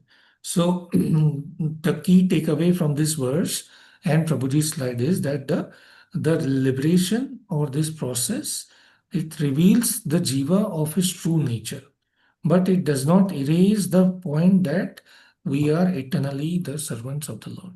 So that point always remain there intact. The whole concept of again describing Jivatman here is to provide him the path for elevation. Okay. Then the next verse, verse 21. Alpa Shrutir iti chet tat utkam, right? Alpa Shrutir. So this small, what does that mean, right?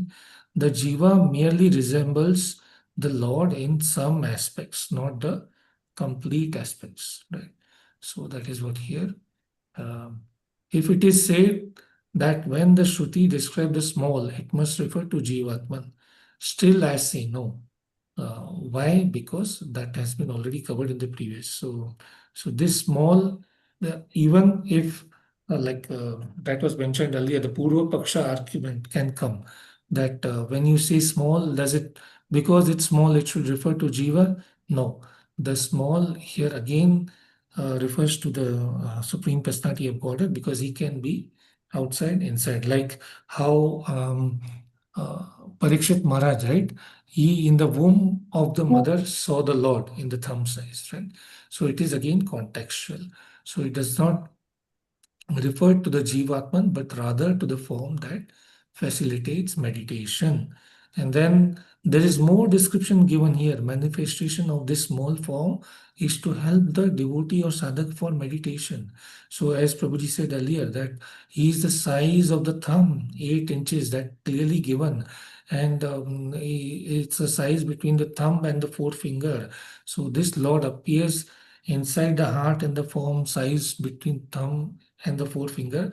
So why so? So that we can meditate on him, we can focus on him.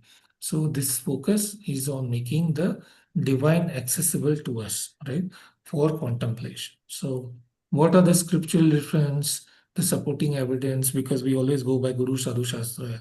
What is it? So Sutra 127, previously in this Govinda Bhashya, it also mentions that. What does it say? The Lord is greater than sky, but it also fit inside the heart. Just like the Mahavishnu, who is the creator of the universe, but from his pores the Paramatma is coming. And at the same time, from his pores, the different universes are coming, and at the same time as the Paramatma, he is there in every single anu, right? Srimad Bhagavatam also says that. This verse 2 to 8, it describes the Lord measuring the 8-inch, and as Prabhuji said earlier, he is there in the four-handed form. What item each hand carries, that also is mentioned. Shankh, Gada, Chakra. So let's read that verse. Others conceive the personality of Godhead residing within the body in the region of the heart, measuring 8 inches with 4 hands, carrying the lotus, wheel of chariot, corn shell, and the cup. Right? So that is the position or situation where the place where the Lord is in the human body. So there is also discussion given here that what about the animals, right? So does the Lord does not exist in the bacteria and all? Oh, he is there. The reference is again based on the human form at this size. In others also he is there based on the body. The size is there in the heart of every living entity, but the human beings, they have more advantage. They have the elevated consciousness to recognize. So that also is mentioned as a part of the description in this verse, that we should leverage our form of the human form of life given to us. We should leverage that and understand that the Lord is there with us, and we should use this process of meditation to elevate ourselves. Right? Just like we said about the Dhruv Maharaj. Okay, then we go through the next verse, verse 22. What is it says? Anupratesh tasya cha. Right? Again, the word here. The jiva merely resemble the Lord in some aspect, not the complete aspect. So here, that's what Vedvyash is saying. Because the Jivatman merely resembles the Supreme Personality in some respect, but not completely. Right? So here the Jiva resembles the Lord, but he does not become the Lord. So again and again, this point is coming. Anukriti here means resemblance or imitation, but not the actual thing. The liberated Jiva can manifest the purity, freedom from suffering, and spiritual knowledge, but only to some aspect, not the complete. This resemblance does not make him the Lord, because these qualities are not always present, right, in the Lord, but they in the Jiva, but they are always present in the Lord. In the conditioned state, it may appear temporarily, right, um, and or upon in a very minute quantity, but on liberation, these may be there permanent, but the jiva is always susceptible to the illusion, like Mataji said, the example of Bharat Maharaj. Of course, he is a very elevated jiva. He is doing that so that we get that, we learn from that, right? So that is mentioned. Qualitative difference, eternal versus conditional manifestation. So in the Lord, it is always eternal, whereas in the Jiva, it is conditional depending on the situation. What are the scriptural references over here? Point 3, Mandukya Upanishad 3:13. It states that the enlightened soul sees the golden hued Lord, creator, the Supreme Personality of Godhead, who is the source of impersonal Brahman. He finally becomes free from the material duality. Who becomes free?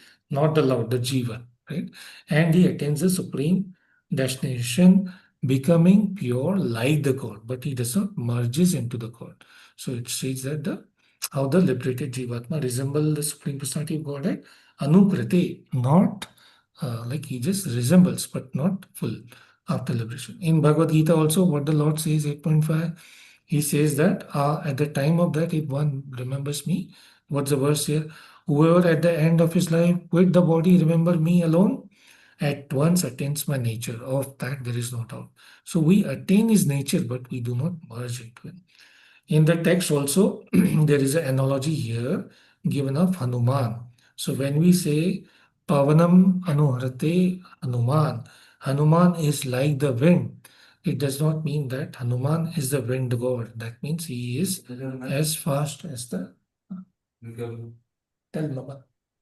You see, right? Hanuman is as fast as the wind, but he is not the wind god. Right? So those are the example we gave the Hanuman. The final key points over here of this verse. Again, what we the key takeaway here, that similarity is not the identity. We are similar. Anupati.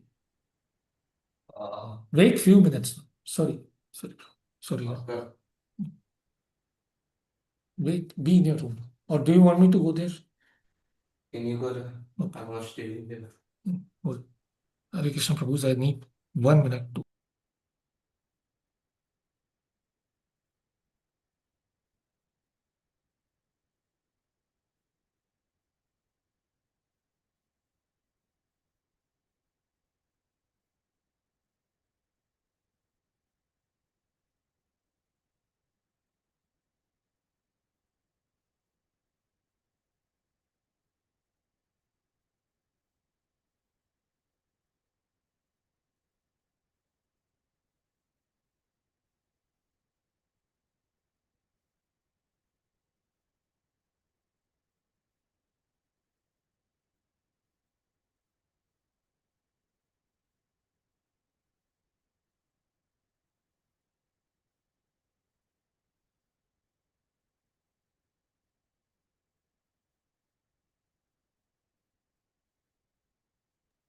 Hare Krishna, am I audible? Sorry about this. Yes, There is, yes, yes. yeah, there's Sunday is a shared, no? So everybody wants the whole the rain and all. Yeah, that's my little one. He now wants to watch the TV and stuff. So I have to oblige him. Sorry about that. So yeah, so the point here is that we resemble. What was mentioned that similarity does not mean the identity. So we are similar, but we are not. The identity does not change for us. It is the same. Okay, so going through the last verse now. Api samrayate. Api samrayate. What does that mean? This is also described in Smriti Shastra. This is also described in Smriti Shastra. Which Smriti Shastra? Our favorite, Bhagavad Gita. Which verse? 14.2. What does Lord say there? By becoming fixed in this knowledge, one can attain to transcendental nature like my own. Thus established, one is not born at the time of creation or disturbed at the time of dissolution. So Lord Krishna is directly saying here that you become fixed in knowledge, you can attain my nature, but does not say that you become me. You get all the qualities. We know the 5, 6 type of liberation, Sarupya, Samipya, and all that, but nowhere the Vaishnava culture says that we become equal to the Lord. That distinction is clearly maintained and put together again and again for our understanding what is our position. So conclusion on the small sky, the complete commentary concludes that this small sky refers to Lord Hari rather than to the Jivatman based on both Smriti and Shruti Shastra, right? That is what we have seen here, right? And then the key points again from all these verses, the sutra underscores that the scriptures affirm Jivatma's potential to have the nature similar to the Lord, but there is a clear distinction between the two. And we have used the Smriti Shastra as well, that the small sky is not the Jivatman but Lord Hari. So we went through that. Now the analysis of these verses from 14 to 23, Prabhuji has put together the whole summary for us so that we can go through.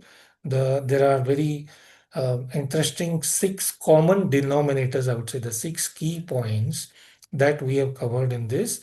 One is the distinction between the Jivatma and Supreme, right? While the Jivatma may exhibit certain qualities, but it is not to the level, the quantity is different. The quantities are different. And for the Supreme, it is eternal non-change. Qualitative differences are also there. While the Jiva can have some qualities of the Lord up to 75%, but not all the qualities, right? Even at the level of Shiva, Brahma, they are also limited. And if I understand it right, even at the level of the expansions of the Lord, like the Garbhodakshai, Shirodakshai, as we saw from Bhagavatam, right? How when this particular Brahmana, he loses his son, then Krishna and Arjun, they go to the Vishnu form of the Lord, or the Vishnu incarnation. He says, I was waiting to see you. And then Arjuna is perplexed. But while on the way back, it is clarified, even Sri Vishnu was very eager to have darshan of Lord Krishna, so he made this. So only Krishna is the Supreme Personality, Purna, Supreme Personality of Godhead, right? Purna Bhagavan, right? Complete with all the qualities and manifestation. So then one may say, what is the role of illusion? The role of illusion here, it blocks us from the vision, the correct vision or the correct position we are in. It obscures us, right? So, but we can get we can get through by following the process. And we refer to the different scriptural authorities, and all these emphases were made so that we can see the Lord through the devotion and meditation to the Supreme. And we went through several analogies as well, like the analogy of Hanuman and several others, right? So the key point again here, the Jiva and Supreme are distinct. They may have some qualitative reference. Illusion conditions us and obscures us, right? But we follow the scriptural authority, do our sadhana, right? And then we can reach it ourselves. Okay. I think this is the final slide here now, um, which summarizes or explains the whole point. There is a sequential augmentation, means every sutra explains about it, but it also has a question which is answered in the following sutra, or there is a question which is the cumulative evidence, right? There is a question which comes in the next sutra and that gets answered as well. So there's a cumulative. So final assertion is there based on um, uh, over what this even the illusion plays an important role, so that we can get we can follow this pure process, feel the bliss, and then finally achieve our uh, constitutional position, right? And then final conclusion, the clear understanding thus we have is the small sky is a representation of Supreme, right? And it is not the individual soul, right? So that's where we conclude. I think there is one more slide. Oh no, so here again, as we went through this, to summarize all the PPTs, the wonderful PPTs of the Prabhuji, there is also, why am I not able to? Just based on that, we made this picture so we can explain all this. Let me see if I can share this. So we will revise all of that and then we will have Q&A. Let me just share that. Yeah, I hope you are all able to see this. Yeah. So what did we study? This particular Adhikarana 5 verses 1, 3, 13 to 23. 3.13, our Radha Vina Prabhu, he helped us through the wonderful revision that Purusha in Satyaloka is Supreme Personality of Godhead. 1.3.14, it says Dahara is Supreme Personality of Godhead. Then 15, 16, we say what he is not just the physical space or ether or the sky. He is not the jiva. We went through the scriptural injections that clarified the Shruti and Smriti Shastra, how it was clarified. It cannot be the jiva because because the reference is that he is small, because the reference that he is inside. No, still it cannot be jiva. It cannot be the jiva because like maybe the jiva, it is not this in the conditional state or in the pure state. No, no, no. In any state, it is not the jiva. So as Prabhu said that 22, 23, they then give us the means to realize how do we use that whole data and make it into valid information. We perform this sadhana, we follow the process, and that gives us a realization of Supreme Personality of Godhead in us. So in pictorial putting that the Satyaloka mentioned here is the realm of the Lord. How we can realize in our body, in our body. There is this in the heart, the lotus of the heart, the Lord always reside as the Dahara. By the meditation, we can achieve that place. And then how we went through each of this place, what was the Siddhanta, what was the argument or the Purva Paksha, and how do we refute the argument, and what are the scriptural verses we use. In summary, what we see here, the essence here is Supreme Lord is one without a second.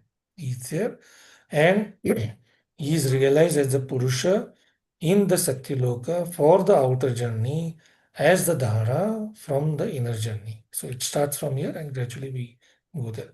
And meditation to him is the direct means to liberation. For us, the liberation here means we reinstate ourselves in the pure process to achieve the Lord. We reinstate ourselves as the servant of the.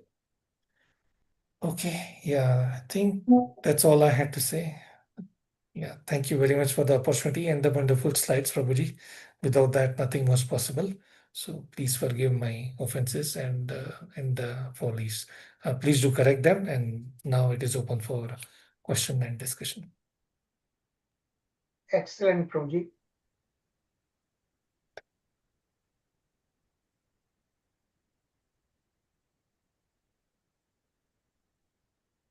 It's open for discussion now. Yes.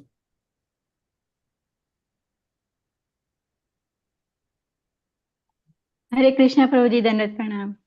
Thank you, Yes. Prabhuji. Wonderful class, wonderful explanation. प्रभु जी एक दूसरा भी एक example याद आया मुझे कि कुंती महारानी जब भगवान को प्रे करते तभी उन्होंने वो फर्स्ट Yes. श्लोका वो अंतर बाहर Yes. हाँ यस उसमें भी उन्होंने बाहर भी भगवान को देखा अंदर भी देखा था. Yes. So Perfect. it is also a wonderful example. Yes, Patsi. Correct. So Prabhu ji pronunciation of this दहर धारा what is दहर कह सकते इसका प्रोनाउंसिएशन सही प्रोनाउंसिएशन क्या हो सकता है? Dahara. हार Dahara. Dahara. दहरा हाँ Yeah. दहरा. Dahara. Okay, yeah. I thought I will ask that in the initial, but I forgot. So yeah, Dahara. Yes. क्योंकि उसका रियल मीनिंग वो है कि जो चूहे का बिल है वो दिखाते हैं ना टॉम एंड जेरी उसमें और प्रभु जी दूसरे भी एक एग्जाम्पल ऐसा है कि अगर हम अभी इतने साल के हो गए मगर हमारे जो माता पिता है वो हमें मतलब वो माता पिता ही रहते और हमें अपने छोटे बच्चे ही समझते हैं. लाइक भगवान जो है वो हम उनके लिए बच्चे ही हैं. हम कभी भी उनसे इक्वल हमारे माता पिता से इक्वल नहीं हो सकते कभी भी. लाइक भगवान से भी हम कभी भी ऐसे हो नहीं सकते. हम हमेशा उनके बच्चे रहते हैं. हम हमेशा सबॉर्डिनेट ही है जितने भी हम बड़े हो क्यों ना हो जाए मगर हमारे बच्चे ही रहते हैं. लाइक वेरी गुड वो भी कनेक्ट कर सकते हैं प्रभु जी. बहुत अच्छा है. बहुत अच्छा आपने एनालॉजी दिया है. Thank you. When Guru is there, you never become a Guru. You always become his disciple, subordinate, right? Yes. So, yes, Prabhu. yeah, but it's a small, lower understanding, but higher understanding. Lord is Lord. You cannot replace him. You cannot do anything, right? So there is so much the gulf between us and the Lord. It cannot be compared in any means. So also we have to understand that part here. So Prabhuji here, Dahara again, a small sky, right? That is what basically. Yeah, Dahara actually the Sanskrit Dahara actually that means something inner space, inner sky, Okay. whatever you call it, something like that, So Sanskrit word Dahara is not the sky, the small space. Inner, small means Inner space. Because Inner even the space. outer space is huge, Yeah. right? But our Yes. heart is tiny. It's our ये मुट्ठी बनती है इतना heart की size है उसके अंदर inner space है तो वो भी स्काई है ना.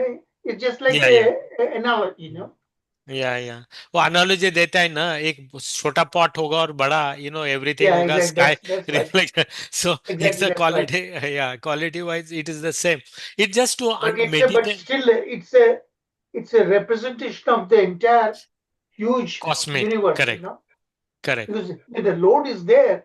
Lord could be tiny, Correct. But that does not minimize his hugeness. Potential. Correct. Yeah. He is within the atom, between the atom, right? And Yeah. at the same time, he's like a sky. He's Exactly. from here Yeah. to sky. He can have But even when anything. he is in atomic size, Yeah. all his potencies are there. Yeah. So again, Purnamidam. All Purna. Purnamidam. When he comes in the like a animal form, fish form, and so on like that, there is no distinction between he himself, the supreme, and his that expansion. yeah. So So that this, Dahara is like yeah. a metaphor.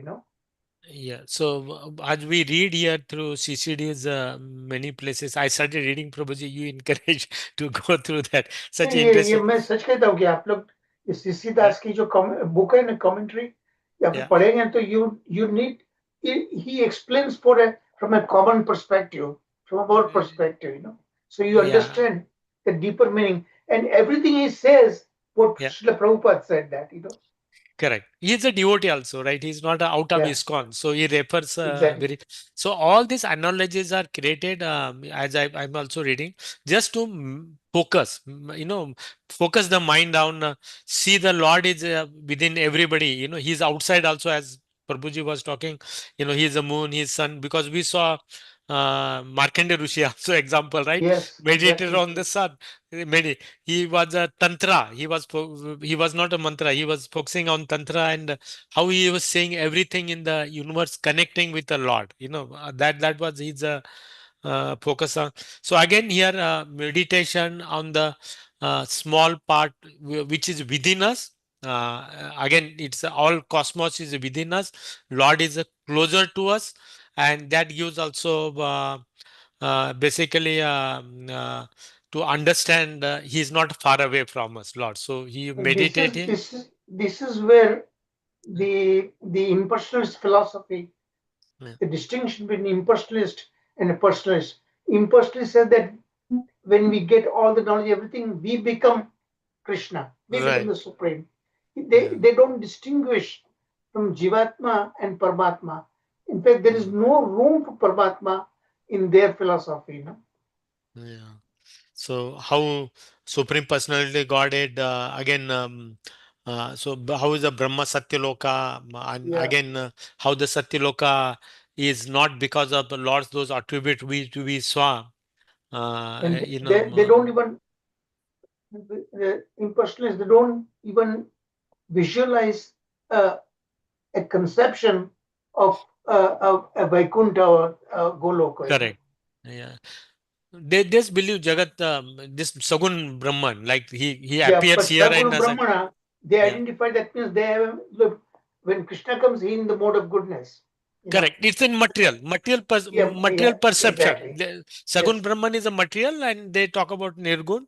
yeah, They don't see that Lord can have both those exactly. qualities, Sagun and Yeah, Nirgun, so nicely because it takes almost how many from 14, 15, 16, 17 to 23 to explain how the jiva is not the Lord, right? So how many sutras are used to yeah. differentiate between Lord and So, yeah, see, this is the scholarly presentation of Baldev Vidyabhushan.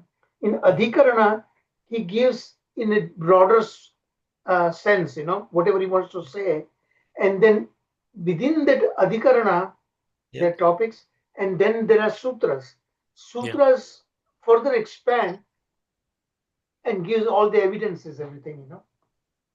yeah. So nice. Any other Very questions, comments? systematically refuting each and every argument. Yeah.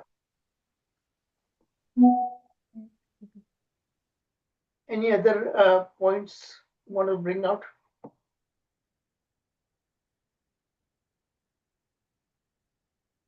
Where is everybody? प्रभु जी भक्त भक्ति और भगवान, तो भक्त Yeah. और भगवान के बीच में जो है वो भक्ति है. तो this we can understand by Yeah. all these sutras and that everywhere the devotion is emphasized. So we have to do this bhakti very nicely, loving devotional service, so we can connect with भक्त and भगवान को connect करने वाली ही भक्ति है. वो हम समझ Exactly. सकते हैं. Is Prasad Prabhu there? Yes, Prabhu. I am there, Prabhu. I am there. Yeah. So Prasad Prabhu, any other your realization, how's your understanding? I want basically I want you to participate. Everyone Yes, yes, participate. yes, sure, sure. Yeah, I'm giving them an opportunity. myself, Prabhu, okay, the session. Uh, uh, so, well, I'm not just talking about any particular slide or overall. Yeah. Yesterday's session and today's session, I was just introspecting myself. Okay, the kind of importance of the worm mantra, which is being given in these particular uh, PPTs yesterday and today, is so wonderful, Prabhu. Okay, so what I was thinking myself is, okay, uh, I'm just thinking, Prabhu, it is definitely worth, okay, even to chant couple of minutes Om as well every day as part of our sadhana, Prabhu. Is it make sense, Prabhu, along with our 16 malas, chanting 2 or 3 minutes, the Om, yeah, it will make our mind calm. I'm just thinking more from how do you take into our day-to-day life, Prabhu. Okay, the learnings whatever we have. Okay, not questioning anything on the philosophy. Philosophy is excellent, extraordinary, and your slides are helpful to a great extent. Um, uh, do you think it will make sense, Prabhu? I just want to ask this question. I think so. Anybody else wants to voice their opinion? But I also see some differences because when I'm chanting Hare Krishna Mahamantra, it is towards personal connect. But when before actually Hare Krishna Mahamantra, I did chant Om Prabhu. Okay, I had that practice. Prabhupada considers Omkara is like a impersonal way of addressing, Yes. But he does not say exactly in the sense the impersonal just says that. Okay, Omkara has a tremendous significance, Yes. Yes. In fact, the Om, what it says, Om, I explained that in that one of the quotes in a great detail, and that's where we went into the Mandukya Upanishad, But Prabhu, in a way, when you chant Hare Krishna, you're exactly addressing Krishna, Yes. your personified presentation of the Brahma. Omkara is addressing Brahman.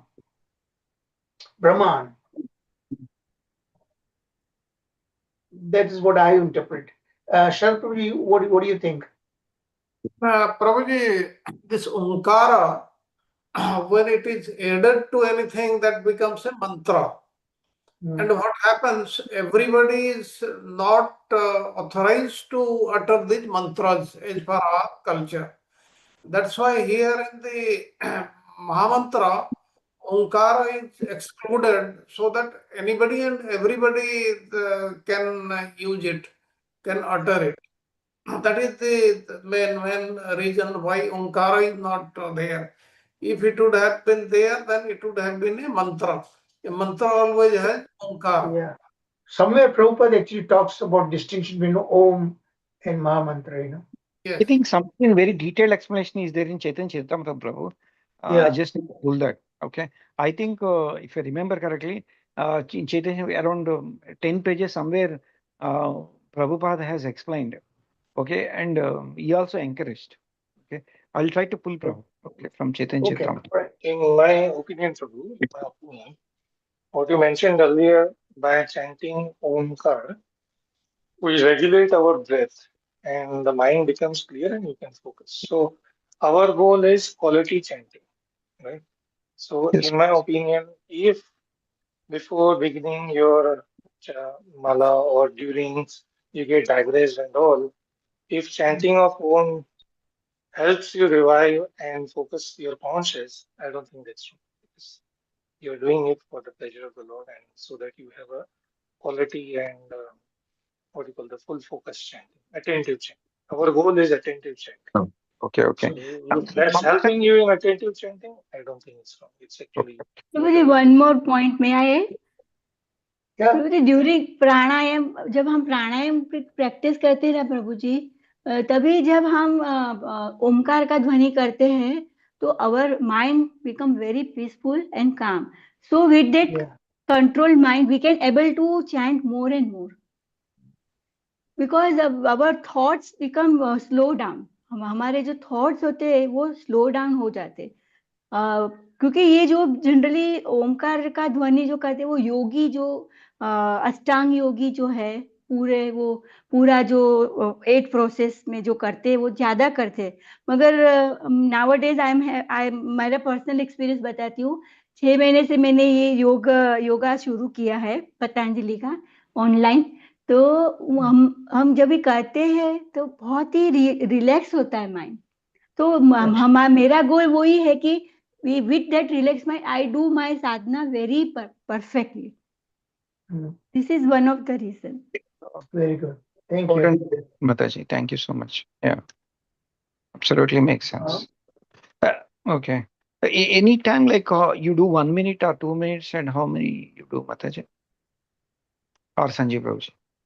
You both said like you're 1 minute, Prabhuji, we can we are not able to meditate more, Prabhuji, because our mind is full of बहुत ही अंदर भरा है ना, तो इतना meditate. मगर फिर भी हम जितना भी थोड़ा थोड़ा करके वो प्रैक्टिस करना पड़ेगा. जितना भी प्रैक्टिस करेंगे उतना होता है. और प्राणायाम से ब्रीदिंग कंट्रोल होती है ना, तो जितनी ब्रीदिंग कंट्रोल होती है तो वो जो पूरा वायु अंदर हमारे 10 वायु है वो कंट्रोल होते हैं और प्योरीफाई होते हैं ब्रीदिंग से. I think for your level, a few minutes should be good. But as I said, the key point is, okay, the mind is wavering, distracted. You want to calm down, like Mataji said. Do that. If that helps you, do that. Maybe minute, 20 minutes, 10 minutes. That is up to us. Right? But for your level, I'm sure just few minutes will be good enough. Samantha Mataji, you want to say? Thank you, Mataji. Thank you, Prabhuji. Samantha Mataji? Harsha, you want to say, make any comments?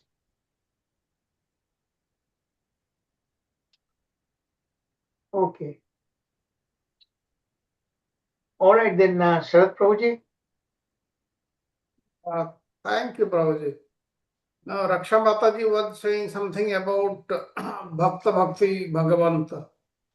Now, in Bhaktamal, in their Mangalacharana, there is a verse, it says, Bhakta Bhakti Bhagavanta Guru Chatur Nama Vapu Ek, Inke Padabandhana Kiye Nasata Vignanek. What basically it is saying, Bhakta, Bhakti, Bhagavanta, that is Bhagavan, and Guru, they are only one thing, but in different personalities, different bodies, but they are one only. That is what it is being said. Now here today we have studied about Dahara. Now here I'll just repeat some of the things so that it remains in the mind. It is saying, referring to that passage, verse from the Chandogya Upanishad 8.1.1, it says the city of Brahman. City of Brahman is what? City of Brahman is nothing but the body, this material body. And in this material body, there is a small lotus-like abode, that is Dahara Pundarika Vesma. And in that is existing a small, subtle and inner sky. It is very, very small and subtle. Subtle means it is sukshma in Sanskrit. It cannot be seen, it cannot be perceived, and it is inner. And one should seek what is within that space. That's what we were talking. The reason why we said this city of Brahman does not ultimately refers to Satyaloka or Vaikuntha, but to the material body, which is not correct. That is, this refers to the material body that we know, but in the context we are saying in this verse, it refers to Satyaloka or Vaikuntha. And please remember, as Prabhuji said, Satyaloka is not the Satyaloka of Brahma. Now the reason why it is compared to the body is compared to the city is that both the soul and the super soul, they live in the same heart. And since both the soul and the super soul are Brahman, spirit, the body is referred to in this passage as Brahmapura. And inside this Brahmapura, there is a lotus-like abode situated where? Situated in the heart. And it is defined Dahara, that is very, very small. And inside this small, minute lotus-shaped abode, there is a small sky or space, which we are calling Akasa. And what is in this space is not directly stated, but that is the main topic of what we learned today. Now the question is that Dahara, the small sky within the heart, is the element ether, or it is the Jiva, or it is the Paramatma, or it is the Lord Vishnu or Krishna. Now here Akasa should, from Akasa, we should conclude that the element ether, which is the usual translation of this term, Akasa. Now the space is described as very, very small. So one could conclude that it speaks about the Jiva. And since the Jiva is also described as small, and as the master of the city of that is the body, and accepting that Dahara is Jiva would lead to ideas such as finding our inner self or connecting to ourselves and understanding that we are one with Brahman like this. But accepting Dahara as the element ether would lead us to the conclusion of merging into nothingness. That we know that is not correct. That's why ultimately Vyasadeva has said that the small space inside the heart is the Supreme Lord. Because there are in very many verses, as we found in the Chandogya Upanishad, in Bhagavad Gita, in Bhagavad Mahapurana, all these, they're described. Now this, as we know, the outer sky is immeasurable. It cannot be measured. But the akasa or the sky inside the body, inside the heart we are speaking, it can be measured. It is, we are saying small, but ultimately, qualitatively, there is no difference. And even quantitatively, if we see, that also has no measure. Now, in the space inside the heart, exist both heaven and earth, and the other elements also like fire, air, and the sun, moon, lightning, stars, and also given in Chandogya Upanishad, the Dahara Akasa does not wither with the old age of the body, nor it is destroyed when the body is destroyed. Because it is sinless, it is ageless, it is deathless, it is free from sorrow, hunger, thirst, and he doesn't desire anything apart from his own eternal transcendental desires, and all his desires are automatically satisfied. That is, we are talking of the Supreme Lord. And this small space inside the heart includes everything that exists and everything which is desirable. And it is transcendental, it is indestructible. And this description immediately rules out the possibility of the small space being also the ordinary ether or even the jiva. Now, jiva is very small, a spiritual spark that doesn't have all the opulences which the Supreme Lord has. And this jiva is described as very, very small. But in this passage, it describes this space that is at the same time very small and infinitely big also. And Srimad Bhagavatam describes in the pastime of Krishna, showing the universal form inside his mouth to Mother Yasoda. The mouth is very, very small, but the complete universe is seen in that, in which the all the planets, the rivers, the mountains, the Nanda Bhavan, everything is there. Therefore, that is possible. And when Krishna opened his mouth wide by the order of his mother, he saw within mouth all the moving and non-moving entities, the outer space, all the directions, mountains, oceans, the surface of the earth, the wind blowing there, the fire, moon, stars, planetary systems, water, light, sky, creation. And she also saw the senses, the mind, sense perception, and everything. And she saw the time allotted for the living entities. She saw the natural instinct, the reactions of karma, everything was seen there. That's why this Dahara, what we are describing, it may be to our understanding, to our intelligence, may be small, but that contains everything like what Krishna showed in his mouth. Now, that's why it has to be nothing other than the supreme abode of the Supreme Lord.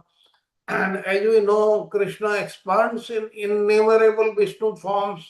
One of them is the Kshirodakshayi Vishnu, who, although lying in the milk ocean, he permeates the whole universe and being situated inside the hearts of all living entities, he is part of them.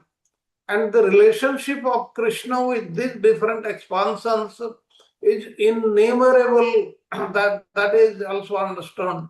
And similarly, Krishna and his expansions are equally powerful, although only Krishna does display his opulences in full amount. That's why what we have learnt in today's class, not only this Dahara, but everything what we see is a representation of the Supreme Lord.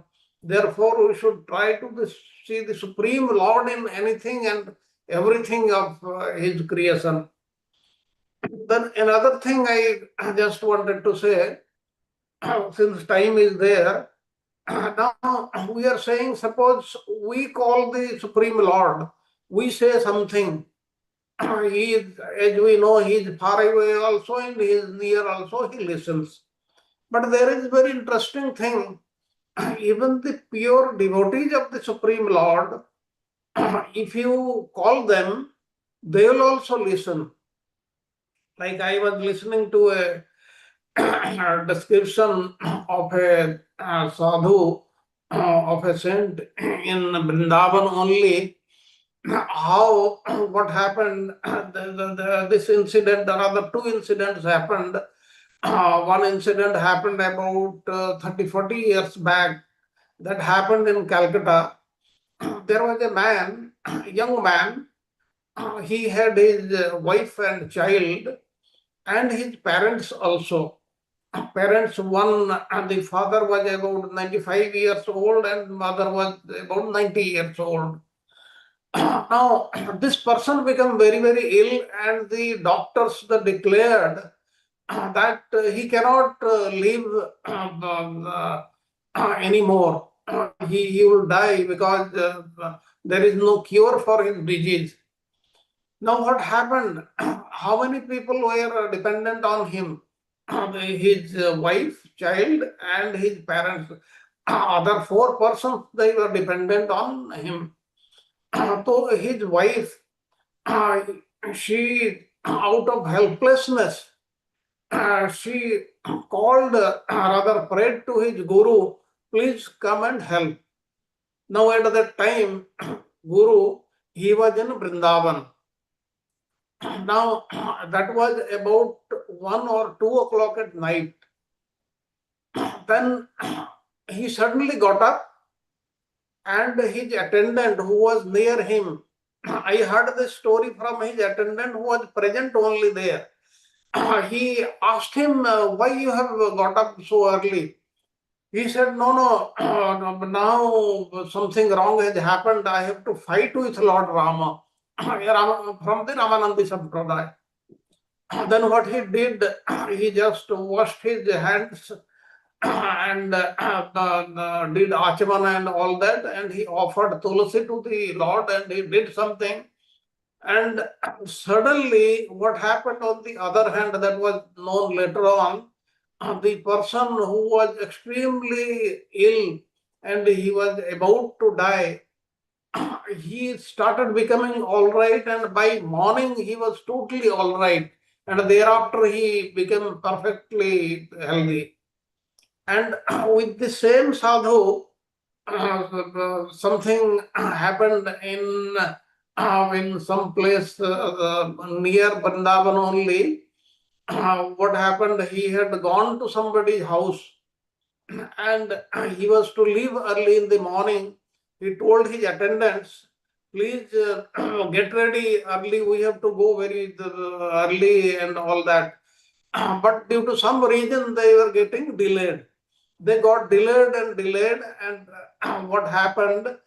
The daughter-in-law of that house finally came and offered obeisances to this sadhu. Now, when she offered obeisances, the sadhu, he said, now everything is over. Now I was trying to go fast. Now that we have got delayed, now I have to stay here. Now what happened? Suddenly the daughter-in-law, she became very, very ill. She was actually pregnant, and she was taken to the hospital, and the doctors say that she will die. Now the sadhu, why he preferred to stay there? He said, I know that this lady and her child, they are destined to die. Their lifespan is totally finished. But when a sadhu is there at their home, if they die, then this will be this will not be correct. What the people will say. Then he said this almost the same thing. He said, I have to fight with Lord Rama now and save them. Then he did something, and thereafter, in no time, they become totally all right. They were discharged from the hospital, and they become perfectly all right, both the mother and the child. That means, please believe that not only the Supreme Lord, He listens. We may say, if He is listening, why He is not acting? He is not acting because of certain reasons. The reasons are prarabdha, and whether it is good for us or not. Like giving a long life to us, it may be harmful for us. That's why He may not give it. And in certain circumstances, He can give it. Not only that He is all powerful, He has got all the potencies He can do, but even His pure devotees, they have got the power to do. We have to have faith on them. That's why it is said in Srimad Bhagavatam, if you see a sadhu, a pure sadhu, a pure devotee of the Supreme Lord, then you are totally purified. And we should believe that, and we should try to see as many pure devotees as possible. But as you know, we will not be able to recognize them. That's why we should assume that whomsoever we see in a place of pilgrimage, they are all sadhus. That's all, Prabhuji. Thank you very much. Thank you. Wonderful. Archana Mataji, are you there? You want to add anything? Yes, Prabhu, I'm here. I just wanted to say that after hearing this lecture, it was like I could see this verse, Ano Raniyan, Mahoto Mahiyan. That verse very much came to me because although we know Ano Raniyan, Mahoto Mahiyan is like I am the smallest of the smallest, bigger than the biggest. But when you hear these kind of lectures where it really goes into the depth of the topic, then it just brings out this things which already we know all this, but when you hear these lectures, they just brings out these points so much, makes it so vivid. I felt it very live, come out very live. Thank you. Thank you, Mataji. Thank you, Very Prabhu. good. Thank you. I think it's about time. So, Prabhuji, I think we should conclude, right? Yes, Experience with me. May I? Raksha Mataji, please. Hare Krishna Prabhuji, may I share one experience happened with me? Okay. प्रभुजी, मैं बड़ौदा में जब थी तब मैं यहाँ पे Gita class में जाती थी, रात के क्लास थे अभी मेरे। तो आप बड़ौदा में रहते हैं ना? यस प्रभु जी, मगर वापस हम 5-6 साल पहले की जब हम पहली बार आए थे, फिर वापस अच्छा। मुंबई गए थे, वापस बड़ौदा आए। तो Okay. जब पहली बार जब हम लोग बड़ौदा आए थे तब की बात है, तब मेरे गीता क्लास में इस्कॉन टेम्पल में गई थी फर्स्ट टाइम। तब मेरा भाव तो वही था कि मुझे मेरे क्लास मिस नहीं करने हैं, मुझे गीता क्लास करना है। तो आप जब भी मैं टेम्पल में गई, प्रणाम किया, फिर जब हम लोग बाहर निकल रहे थे तब मेरे सामने ही एक ब्रह्मचारी जी आए, दामोदर दास करके थे। तो उनसे मैंने सिर्फ पूछा कि मुझे यहाँ पे गीता क्लास कौन ले रहा है, मुझे क्लास में आना है। तो वो बोले वो मैं ही लेता हूँ, अच्छा। आप एवरी फ्राइडे आ सकते हो। तो आई वाज सो हैप्पी कि मेरी जो स्पिरिचुअल डिजायर है वो बहुत ही जल्दी फुलफिल होती है। तो फिर दूसरा भी एक एग्जाम्पल ऐसा था कि उनके जहाँ पे हम लोग मैं जाती थी, बेस था, तो वहां पे शिला प्रभुपाद की बुक थी, वो जो पूरा उनका जो लाइफ हिस्ट्री शिला प्रभुपाद की। तो वो मैंने सोचा कि ये अभी मेरे पास अभी पैसे नहीं है, तो मैं नेक्स्ट वीक जब आऊंगी तब ये शिला प्रभुपाद जी की बुक मैं खरीद लूंगी। तो मैंने सब पूछ लिया कि क्या कितना प्राइस है वो सब, और फिर मैं घर पे आ गई रात को। तो हम लोग का रात को क्लास था ना, 7:30 to 9:30। तो मैं घर पे आ गई। फिर तीसरे दिन, थर्ड डे, मेरे अंकल एक है यहाँ पे बड़ौदा में, वो हमारे घर आए। तो उनको मालूम था कि मैं इस्कॉन से जुड़ी हूँ, तो वो बोले कि मेरे पास थोड़ी बुक्स आई है, तो आपको अगर कुछ काम लगे तो। सेम प्रभुपाद की बुक, वो प्रभुपादा का जो फोटो वाली बुक है ना, वो मेरे घर पे आ गई। वो मेरे अंकल जी मेरे लिए लेके आए। मैं तो नेक्स्ट वीक खरीदने वाली थी वो बुक, मगर वो बुक 3 दिन में मेरे घर पे आ गई। तो आई एम सो हैप्पी कि मैं जो सोचती हूँ वो तुरंत हो जाता है। Wonderful. Yes. Very good. Very inspiring experience. Thank you. और अभी प्रभु जी ये बुक हम लोग स्टडी कर रहे हैं, प्रभुपाद का पूरा है, वो एक कोर्स है, श्रीला प्रभुपाद इंट्रोडक्टरी कोर्स, वो हम लोग अभी कर रहे हैं। प्रभुपाद लीलामृत है? नहीं, लीलामृत नहीं प्रभु, ये पूरा एक उनका बायोग्राफी। ओ अच्छा। पूरा उन्होंने अभी शुरू किया।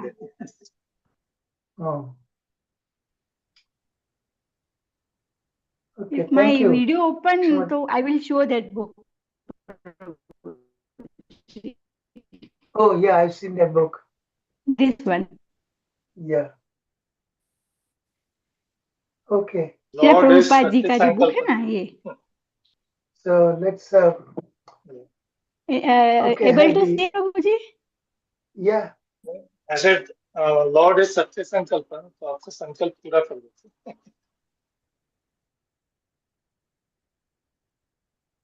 Okay, रक्षा माता जी नशे में प्रेरित करेंगे।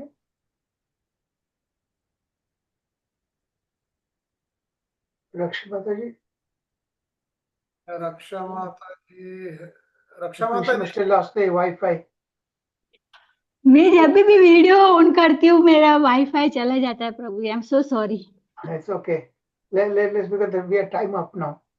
यस यस प्रभु जी, Hare Krishna. Yeah, Hare Krishna. दंडवत प्रणाम टू ऑल डिवोटीज. नमस्ते नरसिंहाय प्रह्लादलाददायिने हिरण्यकाशिपूर्वक्षः शीलटङ्कानखालाहे